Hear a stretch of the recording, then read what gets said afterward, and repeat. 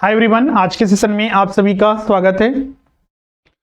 तो जैसा कि आपको बताया था हमने कि हम लोग कंपनी अकाउंट्स अभी स्टार्ट करेंगे। तो आज हम लोग कंपनी अकाउंट्स का ये लेक्चर 1 पर चर्चा करेंगे। मुख्य रूप से आज की इस वीडियो में कंपनी अकाउंट्स का जो बेसिक कॉन्सेप्ट है, बेसिक्स प्लस जो कंपनीज एक्ट 2013 के मुख्य प्रोविजंस हैं, मेन प्रोविजंस हैं, उन सब के बारे में चर्चा करेंगे। टाइप्स ऑफ कंपनीज हो गया, फिर शेयर्स हो गए, शेयर्स के प्रकार हो गए, शेयर कैपिटल हो गया, फिर टाइप्स ऑफ कुछ कंपनीज हो गए, उन सभी पर चर्चा करेंगे एक एक करके। ये आपके झारखंड टीजीटी पीजीटी के लिए इंपॉर्टेंट होगा। चलिए स्टार्ट करते हैं। जैसा कि आपको पता है कि जो पीजीटी की अगर हम बात करें तो पीजीटी में जो सिलेबस है उसको यहां पर एक बार हम लोग देख लेते हैं कि कंपनीज एक्ट में हम लोग को क्या क्या पढ़ना है। टीजीटी में भी देखिएगा तो सिलेबस है। हाँ, टीजीटी में कुछ जो इसमें टॉपिक्स है वो नहीं पढ़ना है, कुछ इसके बेसिक चीजें ही पढ़नी है, लेकिन पीजीटी में इन सारे टॉपिक को पढ़ना है और स्पेशल सिलेबस में मेंशन भी किया हुआ है। बेसिक कंसेप्ट हो गया वही issue of shares, forfeitures of shares, re issue of shares, amalgamation हो गया, एब्जॉर्प्शन हो गया एंड रिकंस्ट्रक्शन हो गया, होल्डिंग कंपनीज का जो अकाउंटिंग है, valuation of shares and goodwill, और फिर कंट्रोलशिप जो फंक्शंस है, प्रॉपर्टी कंट्रोल, लीगल एंड जो मैनेजमेंट है, उन सब के बारे में। मतलब कि मूल रूप से जो बीकॉम में एक एडवांस कंपनी अकाउंट्स में हम लोग पढ़ते हैं, उन सब के बारे में थियोरिटिकल प्लस प्रैक्टिकल को शामिल करते हुए हम लोग को अध्ययन करना है। तो चलिए आज हम लोग इसी में बेसिक कॉन्सेप्ट पर हम लोग चर्चा करते हैं। सबसे पहले हम लोग यहां पर समझेंगे कंपनी का मीनिंग। कंपनी होती क्या है? कंपनी का तो एक जनरल अगर मीनिंग हम निकालें तो कंपनी का मतलब है सीधा सा कि फॉर्म ऑफ बिजनेस। लेकिन हम लोग यहां पर जो भी स्टडी कर रहे हैं, चूंकि कंपनी का जो स्थापना होती है वो लीगल वे से होता है। कंपनीज एक्ट 2013 जो अभी चल रहा है उसके अंतर्गत इसका स्थापना किया जाता है। तो इसमें जितने भी हम लोग प्रोविजंस पढ़ेंगे, इसी एक्ट के अकॉर्डिंग जितने भी प्रोविजंस बनाए गए हैं वो सारे इसी एक्ट के अकॉर्डिंग पढ़ेंगे हम लोग। कहीं पर भी हम अगर सेक्शन का नाम लेते हैं तो मतलब कि वो कंपनीज एक्ट 2013 के अकॉर्डिंग उसमें प्रोविजंस हैं। हाँ, कंपनीज एक्ट 2013 आने से पहले भी बहुत सारे एक्ट हुआ करते थे कंपनीज की स्थापना के लिए, जैसे कि कंपनीज एक्ट 1956, कंपनीज एक्ट 1913। तो ये पहले के एक्ट हुआ करते थे जो बाद में समय समय पर इसमें अमेंडमेंट और बदलाव करते हुए नए एक्ट बनाए गए हैं। 2013 के एक्ट आने के बाद भी बहुत सारे उसमें भी अमेंडमेंट समय समय पर हुए हैं। अब चलिए इसमें समझते हैं कि कंपनी का जैसा कि हमने मीनिंग बताया कि ये फॉर्म ऑफ बिजनेस है, बिजनेस का स्वरूप है। जैसे कि पहले आपने सुना होगा सोल प्रोप्राइटर, जो अभी भी चलता है। सोल प्रोप्राइटर अगर एक व्यक्ति है, अपना बिजनेस चलाना चाहता है, तो उसके पास कुछ पैसे और कुछ अपने पैसे रिश्तेदार या फिर अलग से जुगाड़ करके वो अपना बिजनेस स्टार्ट कर देता है, तो उसी को एक सिंगल जो प्रोप्राइटर या फिर सोल प्रोप्राइटर के नाम से जानते हैं। लेकिन इसमें बहुत सारे डिमेरिट होते हैं और इसमें सबसे बड़ा डिमेरिट ये होता है कि इसका एक्सपेंड मतलब विस्तार बहुत ही सीमित तक होता है। तो इसी का एक नया बोल सकते हैं, अगर कोई विस्तार करना चाहता है तो फर्म के रूप में अपना स्थापित कर सकता है। लेकिन जब फर्म के रूप में भी स्थापित करते हैं तो इसमें भी डिमेरिट होते हैं। डिमेरिट में क्या की, जैसे कि अनलिमिटेड लायबिलिटी होती है, जो कैपिटल का रिक्वायरमेंट होता है जितना। अगर मान लीजिए आप अगर एक बड़े स्तर पर अपने बिजनेस को चलाना चाहते हैं, बहुत सारे क्षेत्रों में अपने ब्रांचेस खोलना चाहते हैं, तो कैपिटल की रिक्वायरमेंट भी फुलफिल नहीं होता है, न सोल प्रोप्राइटर में और न ही फर्म में। फर्म में होते हैं, एक से ज्यादा ओनर होते हैं, लेकिन मान लीजिए 5 ही ओनर है तो 5 ओनर का जितना भी फंड होगा वो सारे लाएंगे, और कहीं से अगर थोड़ा बहुत लोन वगैरह है तो मिलाकर अपने बिजनेस को चलाएंगे, लेकिन फिर भी उसमें सफिशिएंट नहीं होता है। तो अगर मान लीजिए कोई बड़े स्तर पर अपने ही देश में और दूसरे देशों में भी बिजनेस करना चाहता है, तो इसी के लिए एक नया फॉर्म होता है जिसको हम लोग बोलते हैं कंपनी। तो कंपनी आज के डेट में जो रिक्वायरमेंट है, अगर आप बड़े स्तर पर बहुत बड़े क्षेत्र को कवर करते हुए अपने बिजनेस चलाना चाहते हैं, यहां तक कि दूसरे देशों में भी बिजनेस चलाना चाहते हैं, तो उसके लिए जरूरी होता है कि कंपनी के रूप में अपने बिजनेस को स्थापित कीजिए। और कंपनी का जो रजिस्ट्रेशन होता है कंपलसरी होता है। अगर आप कंपनी के रूप में अपने बिजनेस को स्थापित करना चाहते हैं तो रजिस्ट्रेशन यहां पर अनिवार्य होता है, कंपलसरी होता है। अकॉर्डिंग टू कंपनीज एक्ट 2013 के अकॉर्डिंग इनका रजिस्ट्रेशन किया जाता है। तो ये तो एक सामान्य डिफिनीशन हो गया जिसके बारे में हमने चर्चा किया। अब कंपनीज एक्ट 2013 में क्या डिफाइन किया गया है कि कंपनी किसे कहा जाता है, तो कंपनीज एक्ट 2013 में सीधा सा डिफिनीशन है कि वैसी संस्था या बिजनेस जिसका स्थापना इस एक्ट के तहत, इस मतलब कंपनीज एक्ट 2013 के तहत या फिर इसके पहले के जो एक्ट हुआ करते थे उसके तहत जिनकी स्थापना हुई है वो सारे के सारे कंपनी है। बस एक सिंगल छोटा सा डिफिनेशन है। अब एक कंपनी तो हमने समझ गया कि इन सारे में डिमेरिट होते थे सोल प्रोप्राइटर में, अभी भी सोल प्रोप्राइटर चल रहे हैं अपने स्थान पर, लेकिन इसमें बहुत सारे डिमेरिट होते थे। उसके स्थान पर कंपनी की स्थापना की गई तो इसके बहुत सारे फीचर्स भी अपने होंगे। डिफिनेशन हमने देख लिया। अब आते हैं हम लोग फीचर्स में। जब एक कंपनी स्थापित होता है, जैसे कि हमने बताया कि इसका रजिस्ट्रेशन जो होता है वो कंपलसरी होता है, तो अगर रजिस्ट्रेशन इसका कंपलसरी है तो इसके साथ इसके बहुत सारे फीचर्स या फिर इसके नेचर भी देखने को मिलते हैं।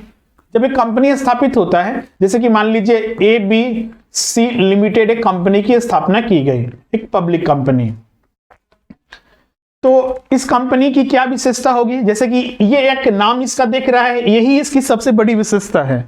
इसका एक नाम ही इसकी सबसे बड़ी विशेषता है और इसको एक आर्टिफिशियल पर्सन का दर्जा भी मिलता है। आर्टिफिशियल पर्सन, ये एक नेचुरल पर्सन नहीं है, ये एक नेचुरल पर्सन नहीं है, लेकिन एक आर्टिफिशियल पर्सन का दर्जा इसको मिल जाता है क्योंकि इसका रजिस्ट्रेशन होता है। सारे जो इफेक्टिव वर्क होते हैं सारे इसका किया जाएगा अकॉर्डिंग टू कंपनीज एक्ट 2013।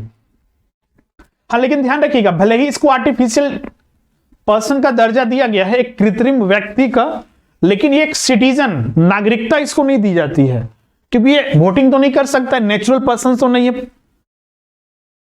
तो इसीलिए इसको एक सिटीजनशिप, नागरिकता इसे किसी कंपनी को नहीं मिलती। हाँ, लेकिन एक आर्टिफिशियल पर्सन का स्टेटस मिलता है।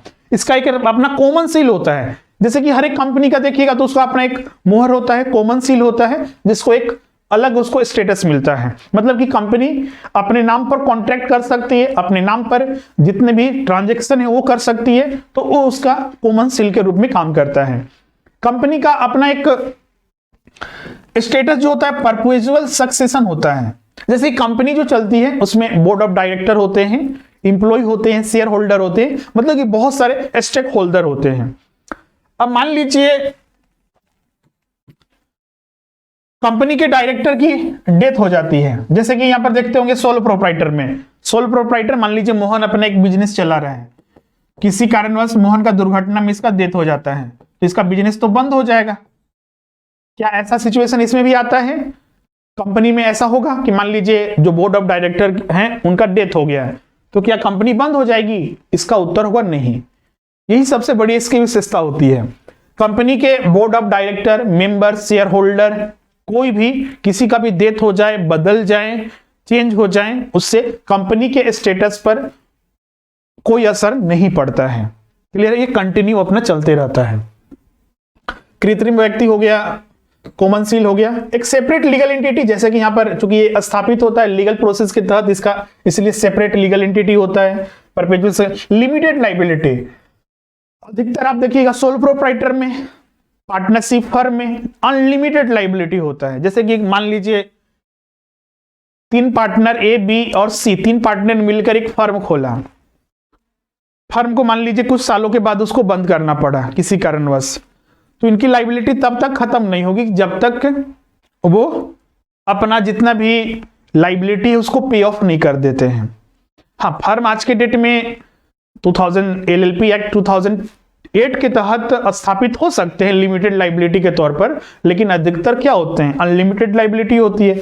सोल प्रोप्राइटर में तो सारे के सारे अनलिमिटेड लाइबिलिटी होती है, तो सबसे बड़ा एक समस्या वहां पर होती है। लेकिन अधिकतर कंपनियां जो होती है उसमें सबसे बड़ी विशेषता होती है कि इनकी लाइबिलिटी जो होती है वो लिमिटेड होती है। इसके अलावा शेयरों का हस्तांतरण आगे हम बताएंगे।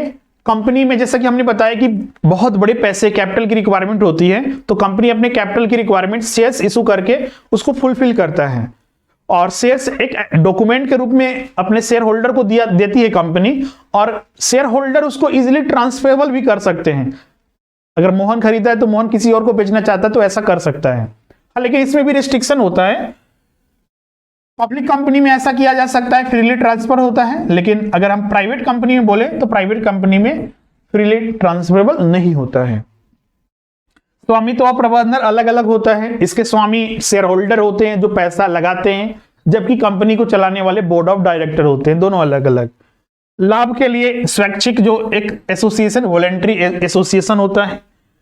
कंपनी किसी अन्य पर अभियोग चला सकती है। अभियोग चलाने का मतलब कि कंपनी चूंकि एक आर्टिफिशियल पर्सन है, कॉन्ट्रैक्ट ये खुद करता है, तो किसी कॉन्ट्रैक्ट में अगर पूरा नहीं होता है तो कंपनी खुद से अपने तरफ से वो केस लड़ सकती है। हाँ, उसके लिए अलग अपॉइंट किए जाते हैं पर्सन, लेकिन एक अभियोग चलाने का इसको है। कंपनी जैसा कि हमने बताया एक सिटीजन नहीं, आर्टिफिशियल पर्सन तो है लेकिन सिटीजन नहीं है। कानून द्वारा कंपनी की सबसे बड़ी विशेषता ये भी होती है, ये कानून द्वारा मतलब लॉ के तहत ये स्थापित भी होगा और लॉ के तहत इसको समापन भी होगा, लिक्विडेट भी होगा। तो ये डिफिनेशंस हो चुका है कंपनी क्या है, कंपनी के फीचर्स, विशेषता क्या है। अब हम लोग आते हैं कंपनी के प्रकार पर। कंपनी के प्रकार तो बहुत सारे होते हैं, आपने सुना होगा limited by guarantee, limited by shares, unlimited company, public company, private company, Nidhi company, doormat company, section 8 के according company, holding company, subsidiary company, मतलब कि बहुत सारे डिफिनेशंस होते हैं। मूल रूप से हम लोग यहाँ पर जो स्टडी करेंगे 3 पर ज्यादा फोकस करेंगे। एक दायित्व के आधार पर, लाइबिलिटी के आधार पर जो 3 प्रकार के होते हैं, limited by shares, limited by guarantee और अनलिमिटेड कंपनी। फिर सदस्यों की संख्या के आधार पर एक प्राइवेट कंपनी होता है और दूसरा जो होता है पब्लिक कंपनी। मेंबर के आधार पर सदस्यों की संख्या, पब्लिक कंपनी। प्राइवेट कंपनी में 2 तरह के होते हैं, एक सामान्य स्मॉल कंपनी और एक होता है 1 person company. 1 person company, 1 person company हो सकता है आप में से अधिकतर लोग नहीं सुने होंगे, क्योंकि जब आप पढ़ रहे होंगे उस समय 1956 था, 2013 के एक्ट में ये 1 पर्सन कंपनी का प्रोविजंस लागू किया गया था।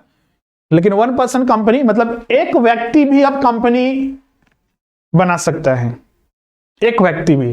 जैसे कि पहले आप सुनते होंगे कि जितने भी कंपनियां होती है कम से कम, अगर प्राइवेट कंपनी खोलना है तो कम से कम 2 मेंबर होना चाहिए, पब्लिक कंपनी खोलना है तो कम से कम 7 मेंबर होने चाहिए। लेकिन अब एक पर्सन भी कंपनी बन सकती है, वही 1 पर्सन कंपनी। लेकिन 1 पर्सन कंपनी हमेशा ऑलवेज प्राइवेट कंपनी ही होती है, पब्लिक कंपनी 1 पर्सन कंपनी कभी भी नहीं हो सकती है। और फिर आकार के आधार पर उसको भी हम लोग डिस्कस करेंगे। ये आकार के आधार पर नहीं, कंट्रोल, नियंत्रण के आधार पर। होल्डिंग एंड सब्सिडरी कंपनी नियंत्रण, कंट्रोल के आधार पर। लाइबिलिटी के आधार पर, मेंबर्स, नंबर ऑफ मेंबर्स के आधार पर और नियंत्रण के आधार पर। तो वही चीज है यहां पर जो आप यहां पर देख रहे हैं।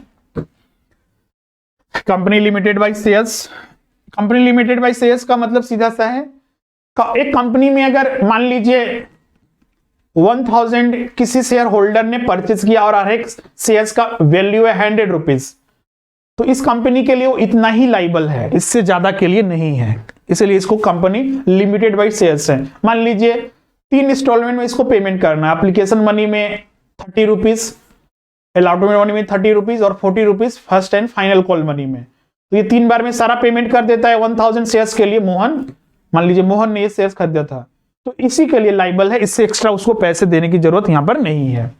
एक होता है company limited by guarantee. Company limited by guarantee जो होता है, जैसे कि मान लीजिए सोहन ने एक कंपनी का शेयर्स खरीदा 100 और एक शेयर्स का वैल्यू 10 रुपीज था। हो सकता है कि इसमें उसे उस समय कुछ पेमेंट करना पड़े और बाकी मान लीजिए इसमें 8 रुपीज जो इसका ड्यू था।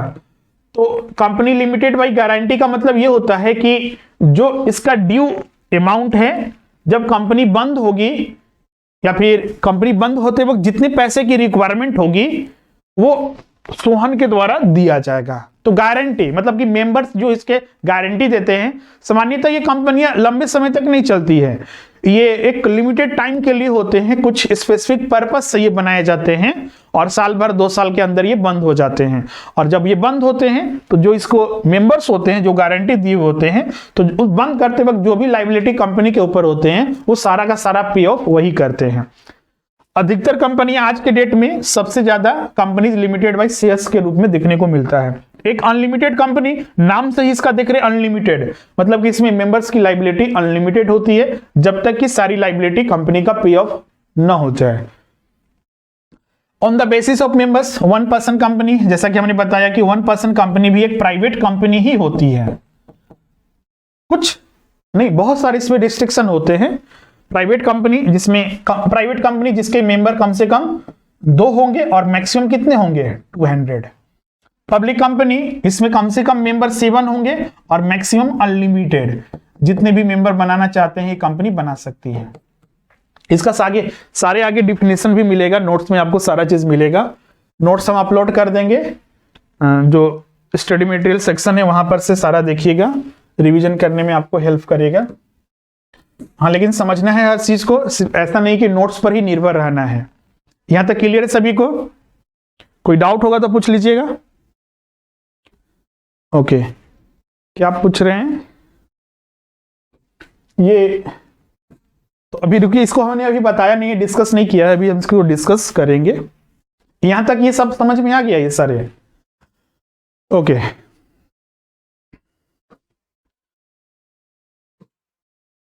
अनलिमिटेड कंपनी,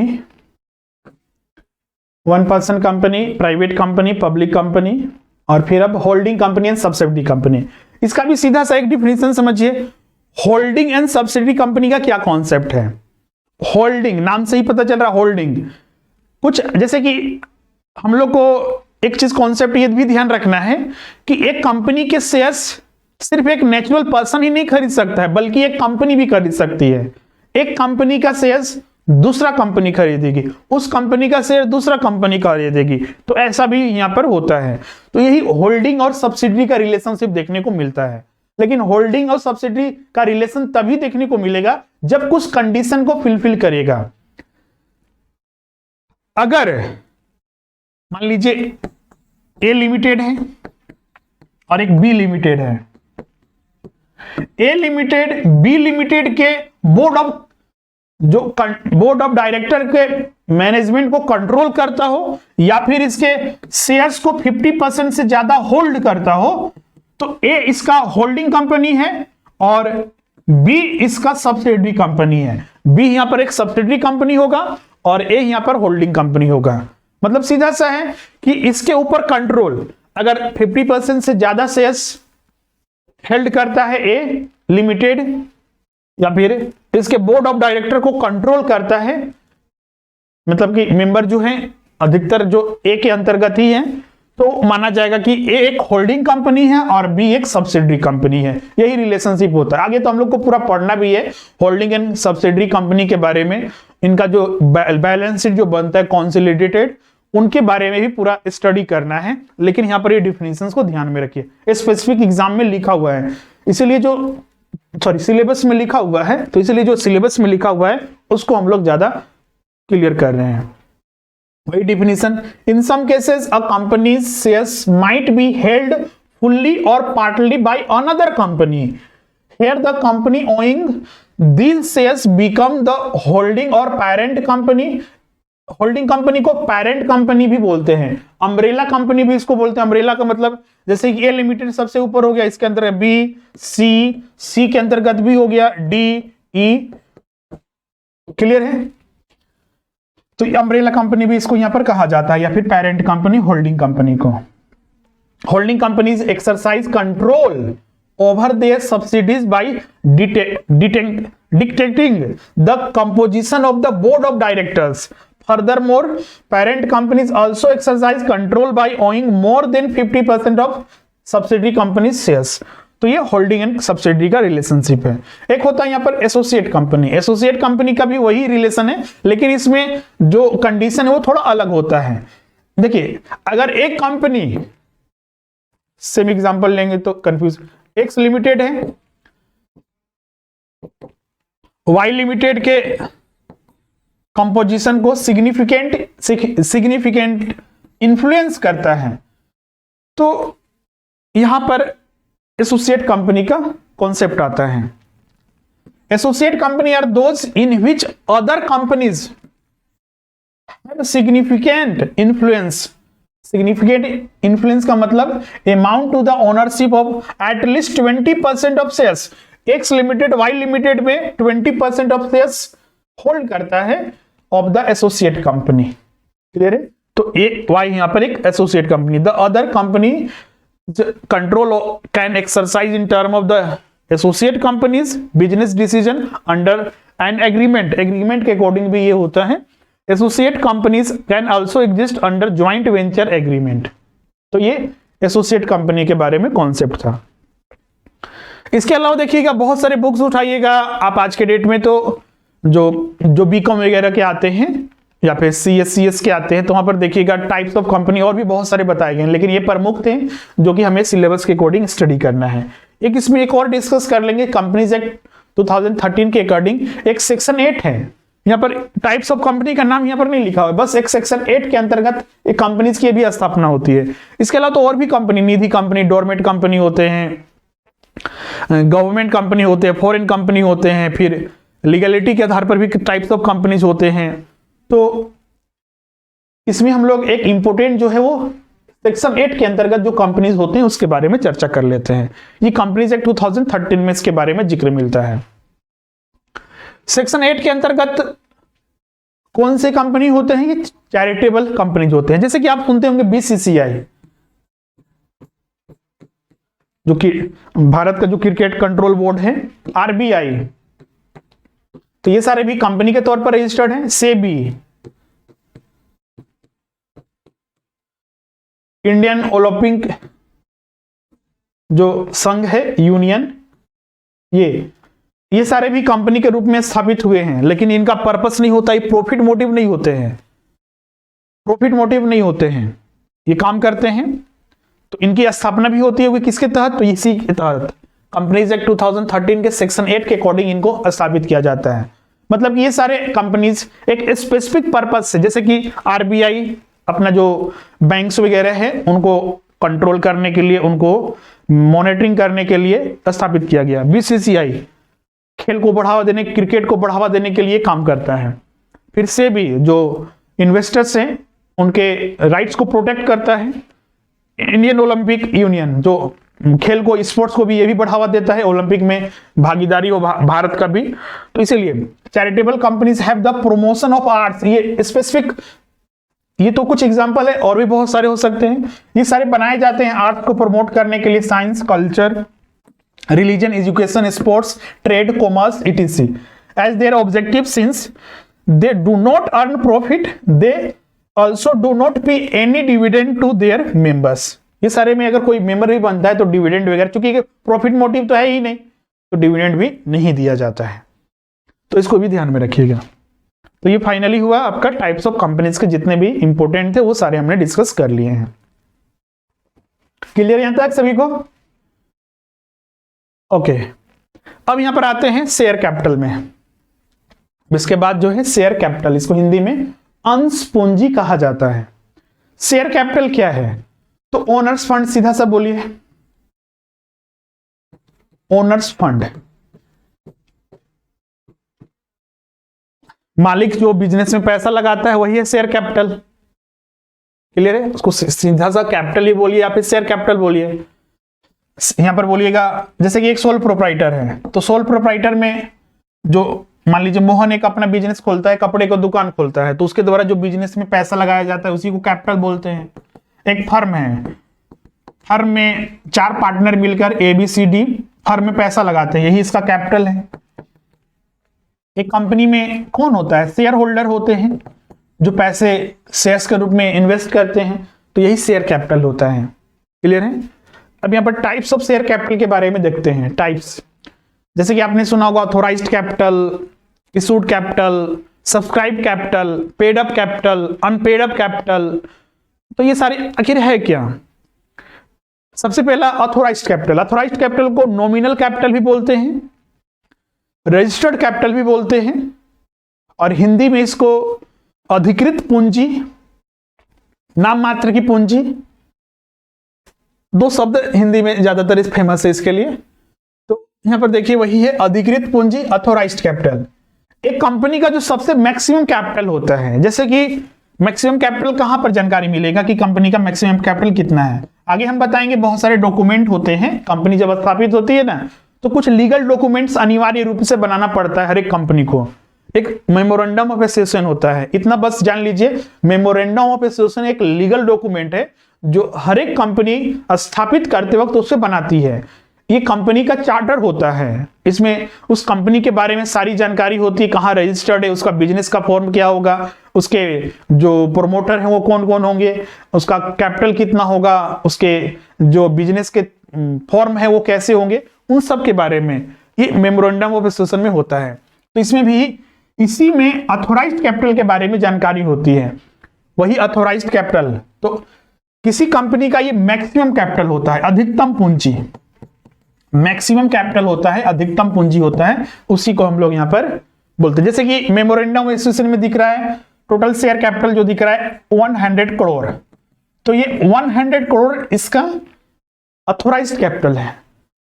तो इससे क्या होता है, मतलब कि कंपनी इससे ज्यादा कैपिटल अपने बिजनेस में नहीं ला सकती है।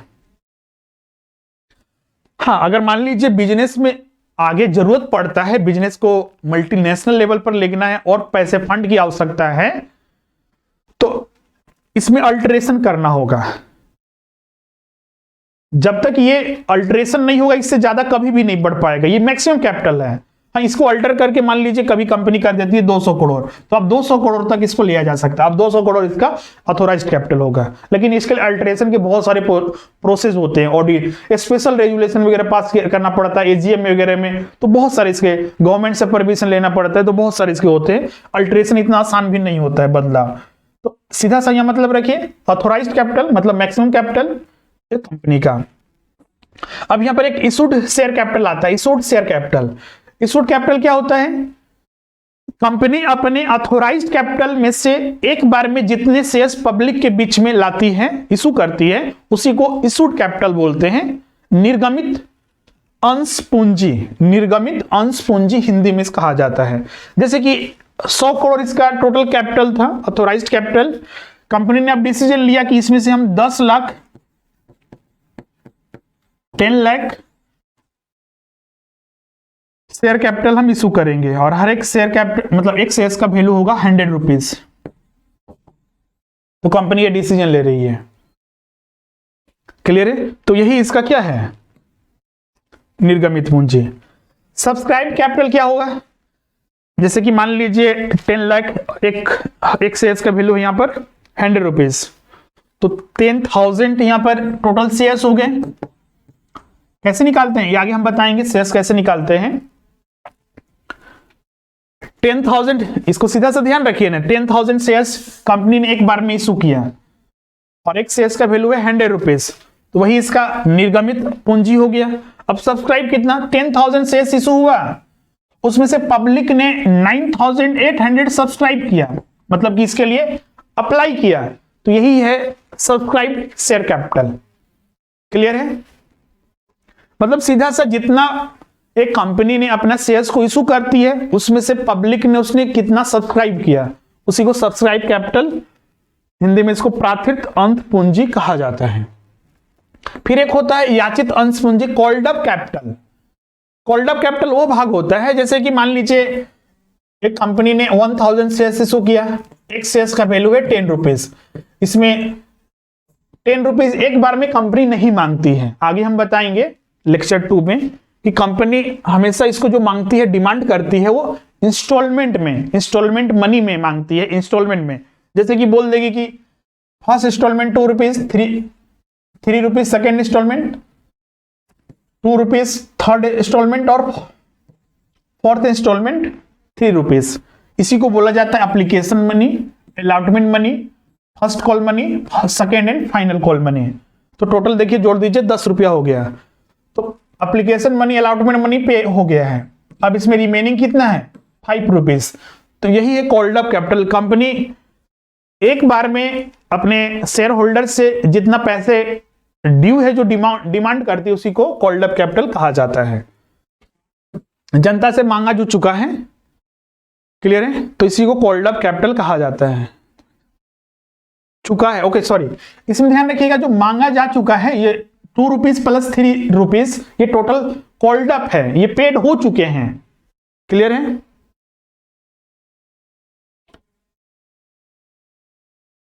क्लियर है।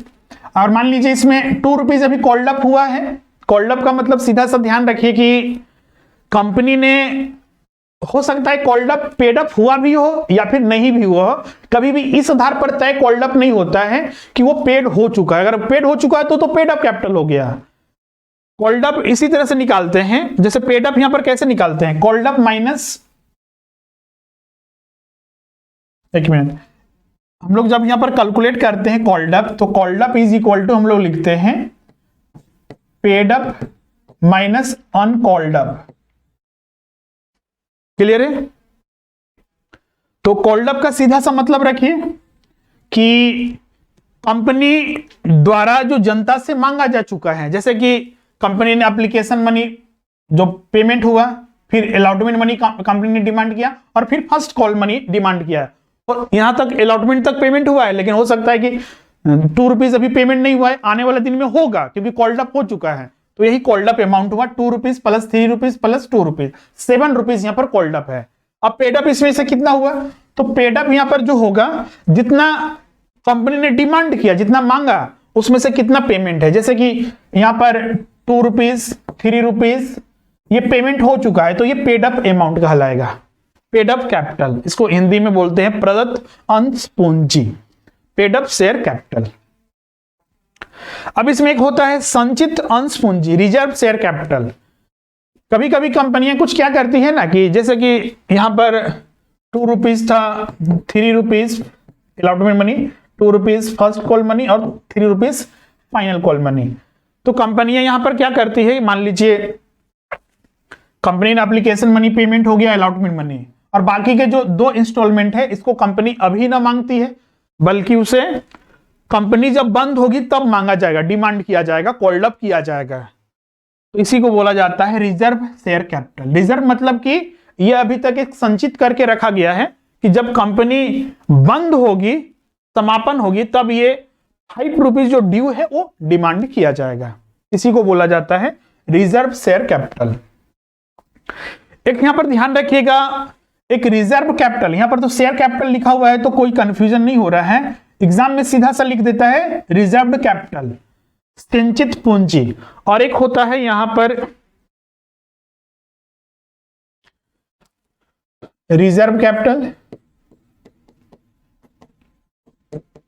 यहां पर तो ये लिखा हुआ है रिजर्व शेयर कैपिटल, तो समझ में आ रहा है कि शेयर्स का वह भाग जो कंपनी समापन, मतलब कंपनी जब बंद होगी, वाइंडिंग अप होगी, तब पेमेंट करना है शेयर होल्डर को। मान लीजिए यहां पर ये सिर्फ लिख दे रिजर्व कैपिटल और एक लिखे कैपिटल रिजर्व, तो इसमें बहुत सारे स्टूडेंट को कंफ्यूजन होता है कि दोनों में अंतर क्या है। तो सर सेंटेंस का अंतर है, ये इधर हो गया है, देखिए यहां पर, और यहां पर जो है ये इधर हो गया है, तो लेकिन दोनों का अलग अलग मतलब है। रिजर्व कैपिटल है तो जैसा कि अभी हमने डिफिनेशन में बताया कि शेयर्स का वह ड्यू अमाउंट, मतलब जो वह अनपेड अमाउंट, वह अनपेड अमाउंट जो कंपनी के समापन पर दिया जाएगा, वो रिजर्व कैपिटल है। जबकि कैपिटल रिजर्व जो होता है, ये कैपिटल, कंपनी का जो कैपिटल प्रॉफिट होता है, कैपिटल प्रॉफिट एक, मतलब ये कैपिटल रिजर्व रिजर्व सरप्लस का भाग है, जबकि रिजर्व कैपिटल एक शेयर होल्डिंग फंड के रूप में जाना जाता है। तो ये कैपिटल प्रॉफिट का ही भाग है। क्लियर है, ये कैपिटल प्रॉफिट का भाग होता है। तो ये पूरा जो टाइप्स ऑफ शेयर कैपिटल था, authorised capital, issued capital, subscribe capital, paid up, sorry called up capital, paid up capital और रिजर्व कैपिटल, उसके बारे में सारा कॉन्सेप्ट है। इसमें कैपिटल रिजर्व से कंफ्यूज नहीं कीजिएगा, इसको ध्यान में रखिएगा। यहां तक क्लियर है सभी को? ओके, अब चलते हैं शेयर्स। सबसे पहले तो शेयर्स समझना होगा। अभी तो हम लोग कैपिटल के बारे में समझ रहे थे, शेयर्स क्या होता है। जो टोटल कैपिटल होता है उसका स्मॉल पार्ट्स में जब इसको डिवाइड कर देते हैं, जैसे ये कंपनी का टोटल कैपिटल 1 लाख रुपीस दिख रहा है, 1 लाख रुपीस, इसके एक पार्ट को हम डिवाइड करके कर देते हैं 100 रुपीज का, 100 रुपीज का। तो ये 100 रुपीज जो रिप्रेजेंट कर रहा है वही शेयर्स है। सीधा सा मतलब कि शेयर्स भी क्या होता है, हिंदी में इसको अंश बोलते हैं, एक कैपिटल का ही भाग होता है। जब इसको स्मॉल पार्ट्स में डिवाइड कर देते हैं वही शेयर्स कहलाता है। क्लियर है यहां तक? अब जैसे कि यहां पर पूछा जाता है, कभी कभी पूछ दिया जाता है कि कंपनी के पास 1 लाख टोटल कैपिटल है और एक शेयर्स का वैल्यू 100 रुपीज है, तो total number of shares calculate कीजिए, यहां पर कितना होगा? कैलकुलेट करके कोई बता सकते हैं? ओके, कैलकुलेट कीजिए। इसका एक फार्मूला या फिर जैसे कहिए, नंबर ऑफ शेयर्स कैलकुलेट करना है। टोटल कैपिटल यहां पर दिया हुआ है 1 लाख रुपया है और एक शेयर्स का वैल्यू कितना है, 100 रुपीज है, तो दोनों को डिवाइड कर दीजिए। Total capital divided by value of 1 shares, तो टोटल कितना हो गया, 1000 शेयर्स। एक चीज और ध्यान रखिएगा, जब कंपनी अपने शेयर्स को इशू करती है तो उसका कैपिटल इंक्रीज करता है, और कैपिटल इंक्रीज करने का मतलब है कि उसकी लायबिलिटी इंक्रीज करती है। तो बहुत सारे स्टूडेंट इस चीज को नहीं समझ पाते हैं, इसको ध्यान में रखिएगा हमेशा।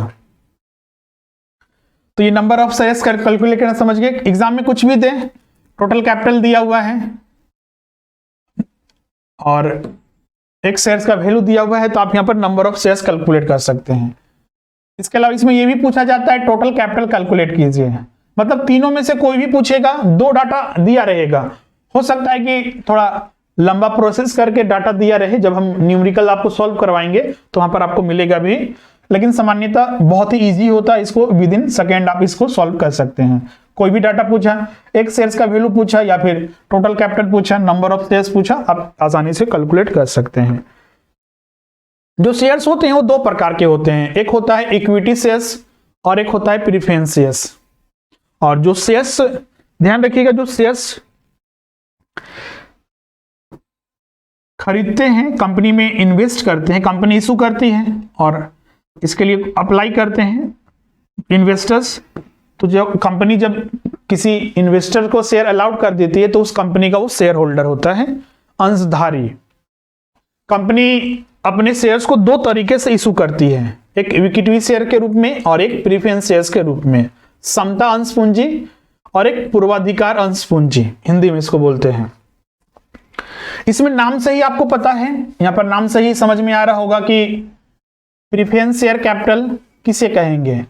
प्रेफरेंस शेयर कैपिटल का सीधा सा डिफिनेशन ये हुआ कि जिन्हें प्रेफरेंस दिया जाता है over the equity share holder, नाम से यहां पर है प्रेफरेंस, इन्हें प्रेफरेंस दिया जाएगा।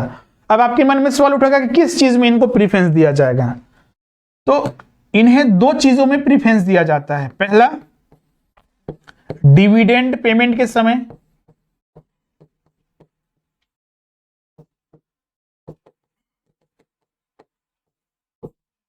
मतलब जब भी डिविडेंड पेमेंट करने का समय आएगा तो पहले इन्हीं ही पेमेंट होगा। कंपनी के पास अगर बहुत ही सफिशिएंट प्रॉफिट है और उसमें से डिक्लेयर किया गया डिविडेंड बहुत ही सफिशिएंट है तो उसमें तो कोई दिक्कत ही नहीं है। अब 10 लाख डिविडेंड देने के लिए पैसा निकाला गया है कंपनी के द्वारा, 5 लाख डिविडेंड देना है, दोनों को मिलाकर तो देने में कोई हर्ज नहीं है, लेकिन डिविडेंड उतना ही डिक्लेयर किया जाता है जितना दिया जाता है। मतलब ह्यूज प्रॉफिट है कंपनी के पास, लेकिन इनसफिशिएंट प्रॉफिट हो जाता है तो वहां पर दिक्कत होता है। आगे हम बताएंगे एग्जांपल के थ्रू। तो किसको पेमेंट होगा, मतलब अगर इनसफिशिएंट प्रॉफिट हो या फिर लॉसेज हो, तो लॉसेज होगा तो किसी को नहीं मिलेगा क्योंकि कंपनी के पास तो प्रॉफिट ही नहीं है, तो कहां से डिविडेंड देगी। हाँ, लेकिन जब इनसफिशिएंट हो जाता है, तो जब इनसफिशिएंट हो जाएगा तो पहले प्रीफरेंस शेयर होल्डर को मिलेगा, अगर कुछ बचता है तब इक्विटी शेयर होल्डर को मिलता है। तो यही डिविडेंड पेमेंट के समय इनको प्रीफरेंस दिया जाता है। और दूसरा, रीपेमेंट के समय, जब कंपनी का समापन होगा, मतलब जब कंपनी का वाइंडिंग अप होता है, बंद होती है कंपनी, तो रीपेमेंट, जैसे कि रीपेमेंट का प्रोसेस क्या होता है, सारे जितने भी आउटसाइड लाइबिलिटी है उनका पेमेंट हो जाता है। आउटसाइड लाइबिलिटी होने के बाद जब ओनर्स जो फंड है उनका रीपेमेंट होता है, तो ओनर्स फंड रीपेमेंट के समय सबसे पहले जितना भी ड्यू अमाउंट है, अगर बचा हुआ है फंड, तो प्रेफरेंस शेयर होल्डर को पेमेंट होगा, और उसके बाद अगर कुछ अमाउंट बचता है तब इक्विटी शेयर होल्डर वाले को रिपेमेंट किया जाएगा। तो ये दो जगह इनको प्रेफरेंस दिया जाता है। डिविडेंड के समय इनको कैसे प्रेफरेंस मिलता है, इसको समझिए। इसमें 3 केस हो सकता है। कंपनी के पहला केस, कंपनी के पास सफिशिएंट प्रॉफिट है,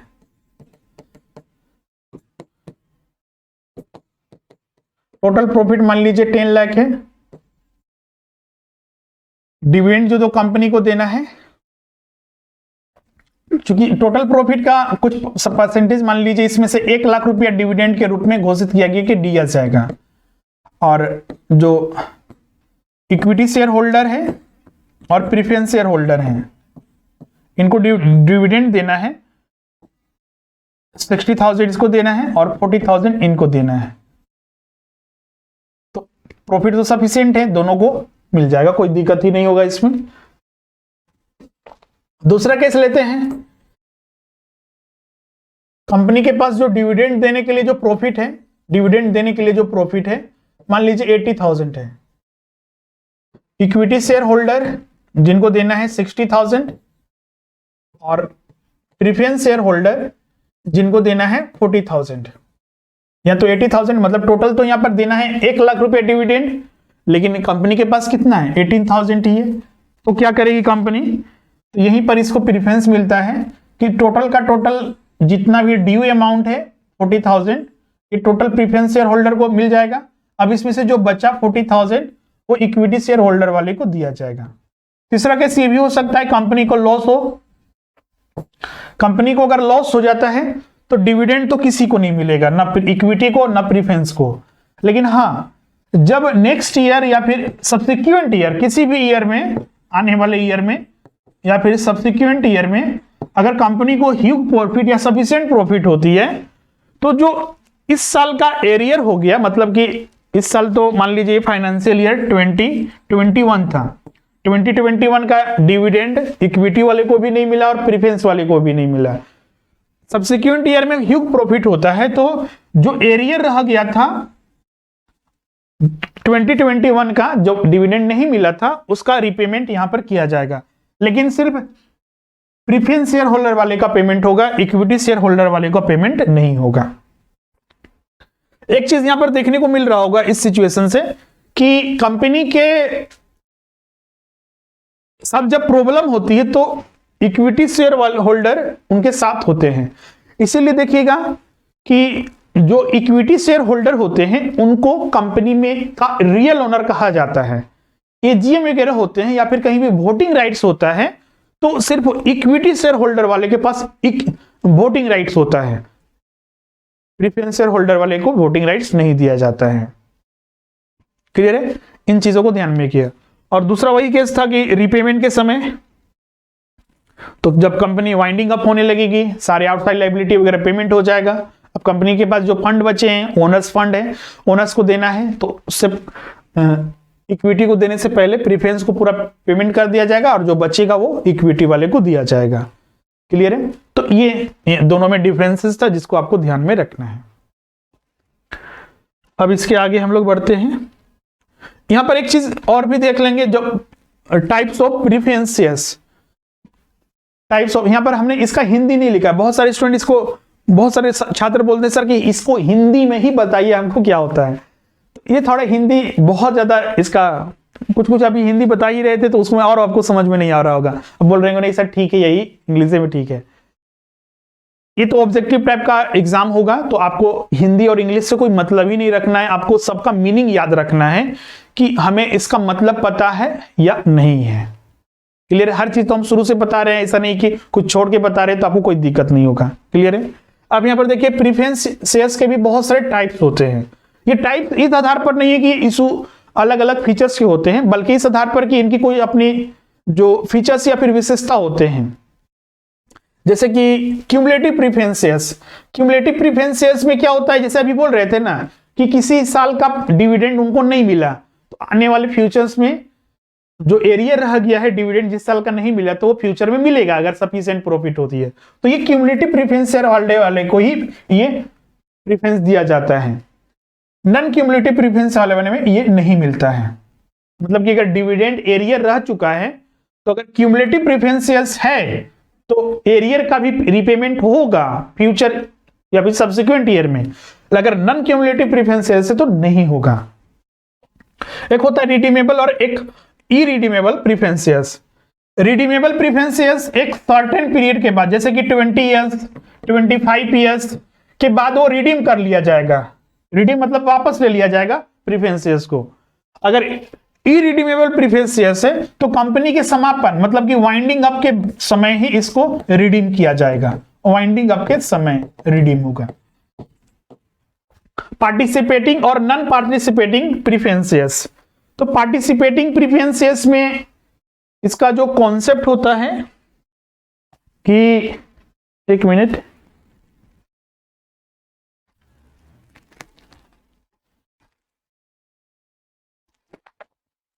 जैसे कि प्रीफरेंस शेयर्स में भी आप देखते होंगे कि एक फिक्स परसेंटेज ऑफ डिविडेंड इनको मिलता है। अगर पार्टिसिपेटिंग प्रीफरेंस शेयर्स है तो फिक्स परसेंटेज ऑफ डिविडेंड के अलावा भी इन्हें अतिरिक्त प्रॉफिट का, अगर अतिरिक्त प्रॉफिट कंपनी को होती है तो उसका परसेंटेज, मतलब कि fix percentage of dividend plus अतिरिक्त लाभ भी इनको दिया जाता है अगर पार्टिसिपेटिंग प्रीफरेंस शेयर्स है। तो नॉन पार्टिसिपेटिंग में सिर्फ फिक्स परसेंटेज ऑफ डिविडेंड ही दिया जाता है। कन्वर्टेबल और नॉन कन्वर्टेबल, वैसे प्रीफरेंस शेयर्स जो फ्यूचर्स में इक्विटी में कन्वर्ट किए जा सकते हैं तो वो कन्वर्टेबल प्रीफरेंस शेयर्स हैं, और नॉन कन्वर्टेबल से प्रीफरेंस शेयर्स जो इक्विटी में कन्वर्ट फ्यूचर में नहीं होंगे वो सारे नॉन कन्वर्टेबल। तो इसमें अधिकतर नाम से ही पता चल जा रहा है कि वो है क्या, किस तरह का। क्यूमुलेटिव मतलब कि ऐड करके, मतलब फ्यूचर में मिलेगा क्यूम लेके, अगर नॉन क्यूमुलेटिव है तो नहीं मिलेगा, रिडीम होगा एक सर्टेन पीरियड के बाद। अगर इरिडीमेबल है तो वाइंडिंग अप के समय, बहुत सारे याद कर लेते हैं कि इरिडीमेबल कभी रिडीम होगा ही नहीं, कंपनी बंद होगी तो उस समय तो रिडीम होगा ना, इसको ध्यान में रखिएगा। पार्टिसिपेटिंग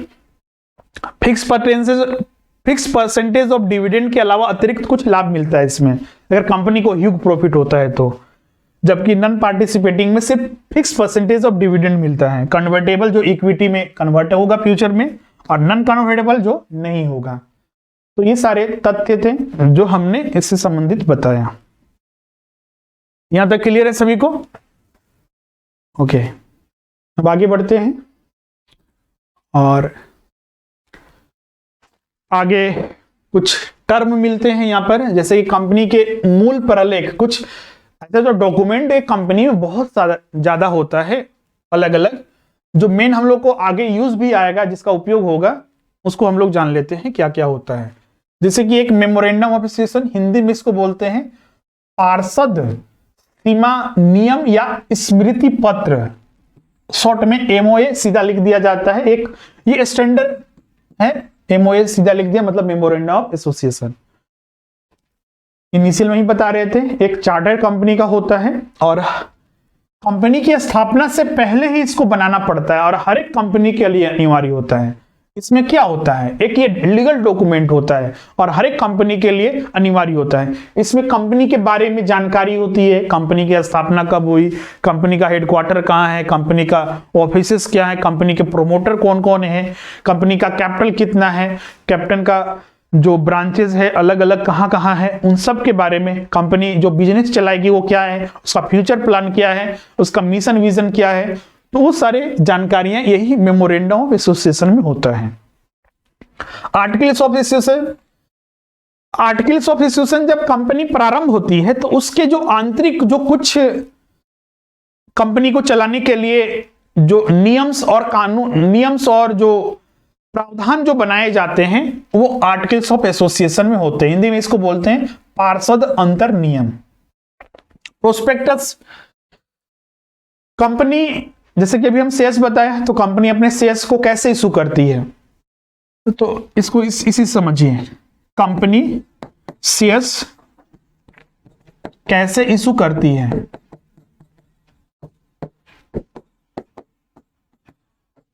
इसके लिए प्रोसेस होता है। सबसे पहले तो कंपनी को यह डिसीजन होगा कि हमें शेयर्स इशू करना है, तो शेयर्स इशू क्यों करेंगे, तो हमें कैपिटल की रिक्वायरमेंट होगी। तो प्रश्न उठता है तो कैपिटल का आपको क्यों रिक्वायरमेंट है, तो अपने बिजनेस को एक्सपेंड करना, ब्रांचेस खोलना है, ऑफिसेस खोलना है, और भी मान लीजिए फिक्स एसेट्स वगैरह खरीदना है, तो उसके लिए रिक्वायरमेंट होती है। तो ये डिसीजन होता है, स्पेशल रेजोल्यूशन वगैरह पास होती है, एजीएम में डिसीजन हुआ, तो उसके बाद कंपनी के बोर्ड ऑफ डायरेक्टर के द्वारा एडवर्टाइजमेंट जारी किया जाता है। इसी एडवर्टाइजमेंट को बोला जाता है प्रोस्पेक्टस। प्रोस्पेक्टस एक एडवर्टाइजमेंट है, जैसे कि एक फॉर्म आता है, जैसे अभी पीजीटी का फॉर्म आएगा, जेएसएससी जारी करेगी, उसमें क्या रहेगा कि कितनी वैकेंसी है, कब से फॉर्म भर सकते हैं, कब उसका क्लोजिंग डेट होगा, कितना फीस पेमेंट करना है, तो ये सारी जानकारियां इसमें भी उसी तरह का जानकारियां दी जाती है। क्लियर है, इसमें भी उसी तरह की जानकारियां दी जाती है। प्रोस्पेक्टस में जैसे कि कंपनी जो शेयर्स इशू कर रही है, तो उस शेयर्स के बारे में टोटल कितना शेयर्स है, एक शेयर्स का वैल्यू कितना है, एप्लीकेशन मनी के रूप में कितना देना है, अलॉटमेंट मनी के रूप में कितना देना है, फर्स्ट कॉल मनी है, फाइनल कॉल मनी है, तो कितने कॉल मनी के रूप में देना है, उन सब के बारे में जानकारी होती है। इसके अलावा कंपनी के बारे में, कंपनी के बिजनेस के बारे में, कंपनी के रजिस्टर्ड ऑफिस के बारे में, कंपनी के मेंबर्स के बारे में, कंपनी के बोर्ड ऑफ डायरेक्टर के बारे में, हर चीज इस प्रोस्पेक्टस में दिया जाता है। हिंदी में इसको प्रविवरण या सूचना पत्र कहा जाता है। क्लियर है। एक इसमें होता है statement in Leo of prospectus, जिसको हिंदी में स्थानापन्न प्रविवरण बोलते हैं। एक पब्लिक कंपनी या फिर एक कंपनी लिमिटेड बाय शेयर्स जब प्रोस्पेक्टस इशू नहीं करती है, हो सकता है इसको टाइम लगे प्रोस्पेक्टस वगैरह बनाने में, तो उससे पहले एक वाउचर या फिर बोल सकते हैं एक तरह से कुछ जो कंटेंट को शामिल करते हुए इसके स्थान पर, प्रोस्पेक्टस के स्थान पर जो डॉक्यूमेंट इशू किया जाता है उसको बोलते हैं statement in Leo of prospectus.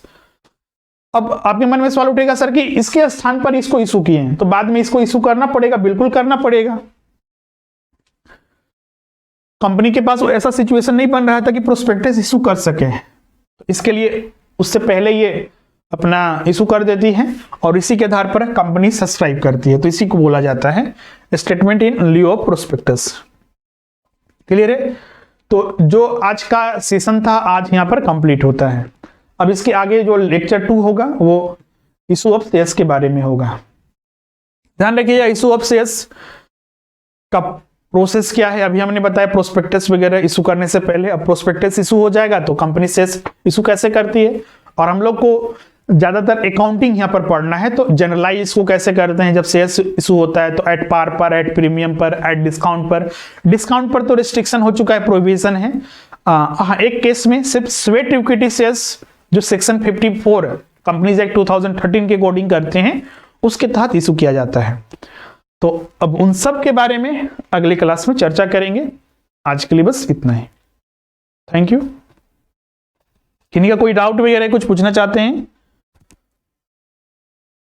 Okay, thank you.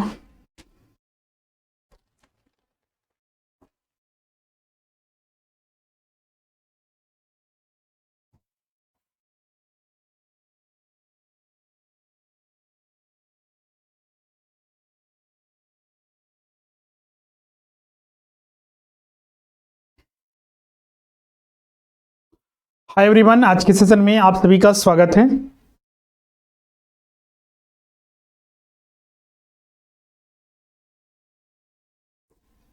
Welcome है आप सभी का।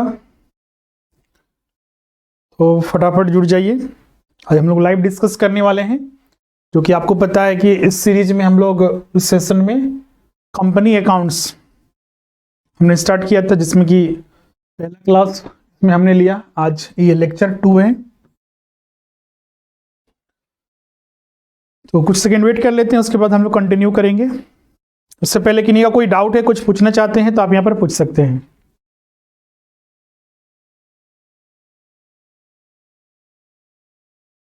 वेलकम है आप सभी का।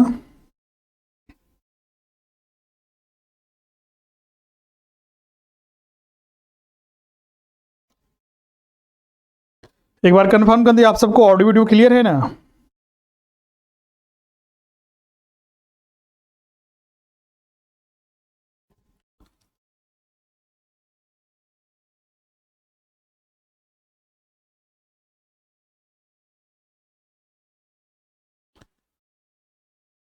ओके, तो चलिए आज का सेशन हम लोग स्टार्ट करते हैं। कल के लेक्चर में कंपनी अकाउंट्स के संबंधित जो बेसिक्स कॉन्सेप्ट थे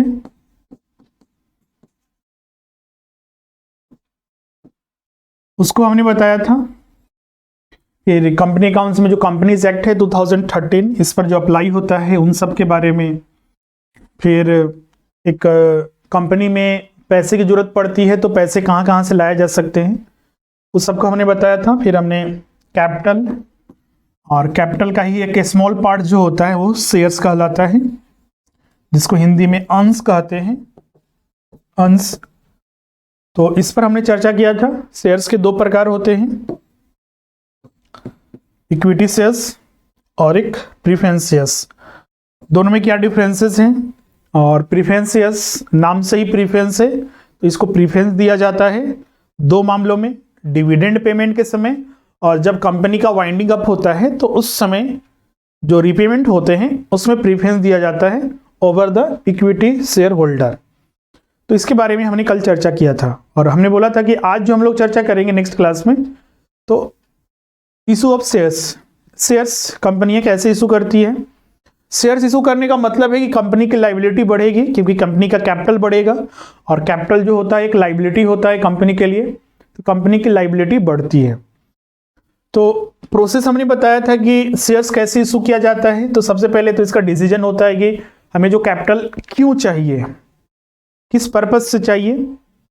फिर उसके बाद उसी के आधार पर परमिसेबल होता है, एजीएम वगैरह में उसको पेश किया जाता है। फिर वहां पर सारे डिसीजन होने के बाद फिर उसका प्रोस्पेक्टस तैयार किया जाता है।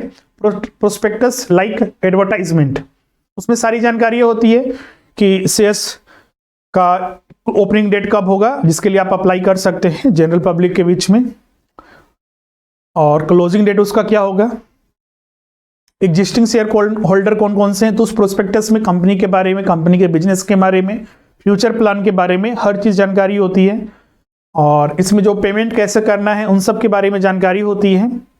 तो उसी प्रोसेस के तहत एक शेयर्स इशू किया जाता है। अब इसको बुक्स ऑफ अकाउंट्स में, चूंकि हम लोग यहाँ पर अकाउंटिंग पढ़ रहे हैं, तो इन्हें बुक्स ऑफ अकाउंट्स में कैसे रिकॉर्ड करते हैं, तो उसी के रिकॉर्डिंग के बारे में हम लोग चर्चा करेंगे।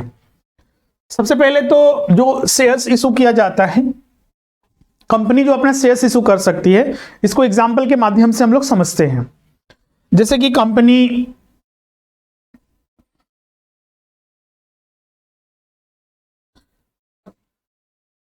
ने तय किया कि 1000 शेयर्स इसको इशू करने हैं,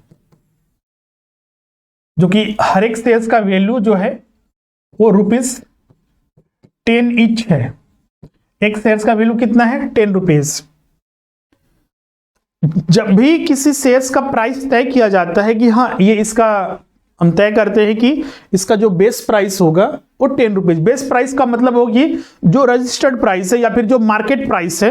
हाँ, ध्यान रखिएगा, बेस प्राइस और मार्केट प्राइस में अंतर भी हो सकता है।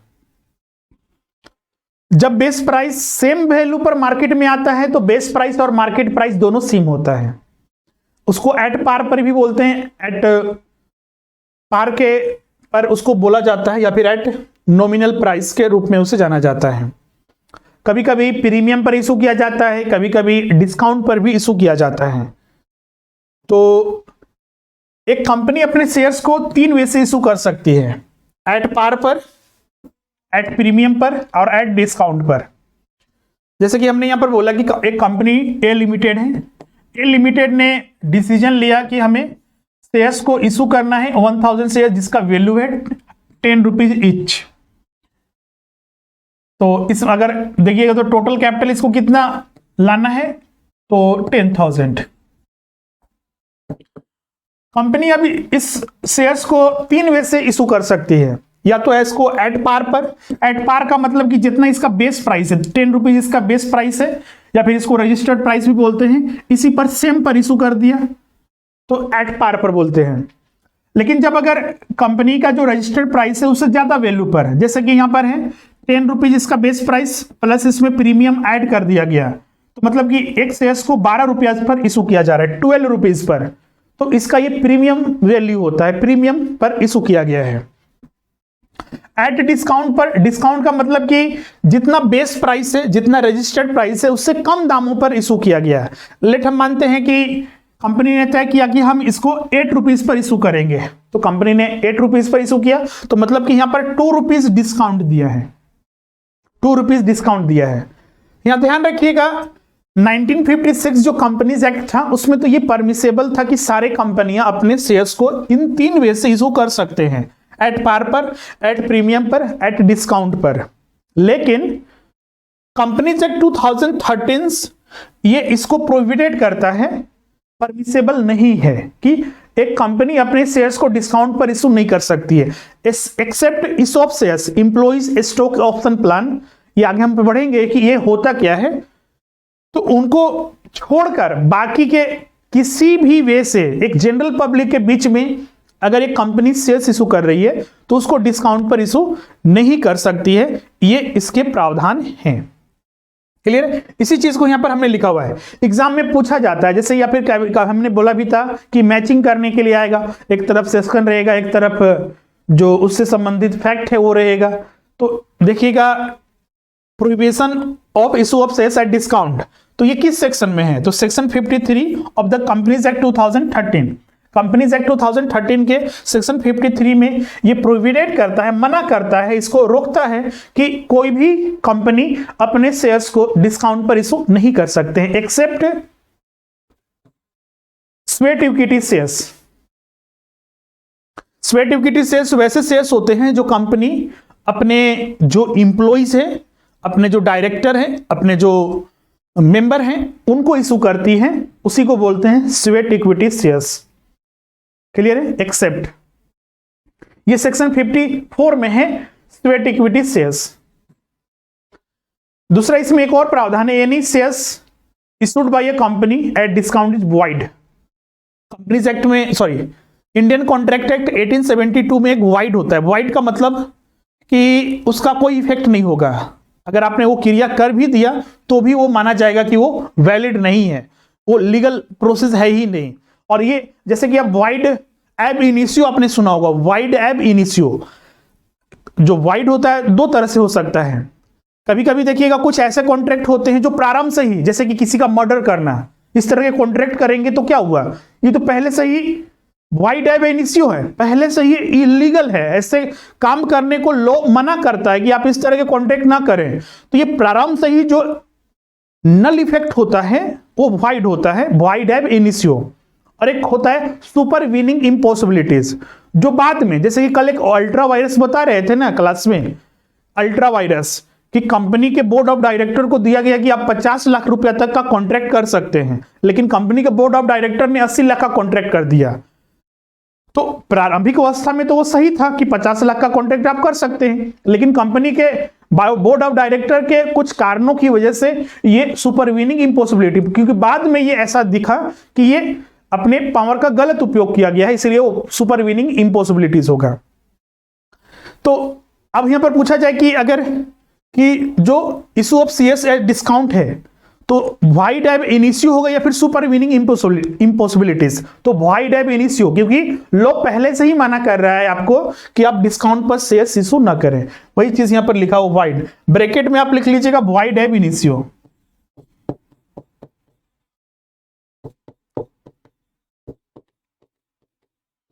वाई डेफ इनिशियो। क्लियर है? तो अब यहां पर एक एक करके आप समझते हैं। सबसे पहले हम लोग एट पार पर चर्चा करेंगे, एट प्रीमियम पर, और डिस्काउंट का तो हमने बता दिया।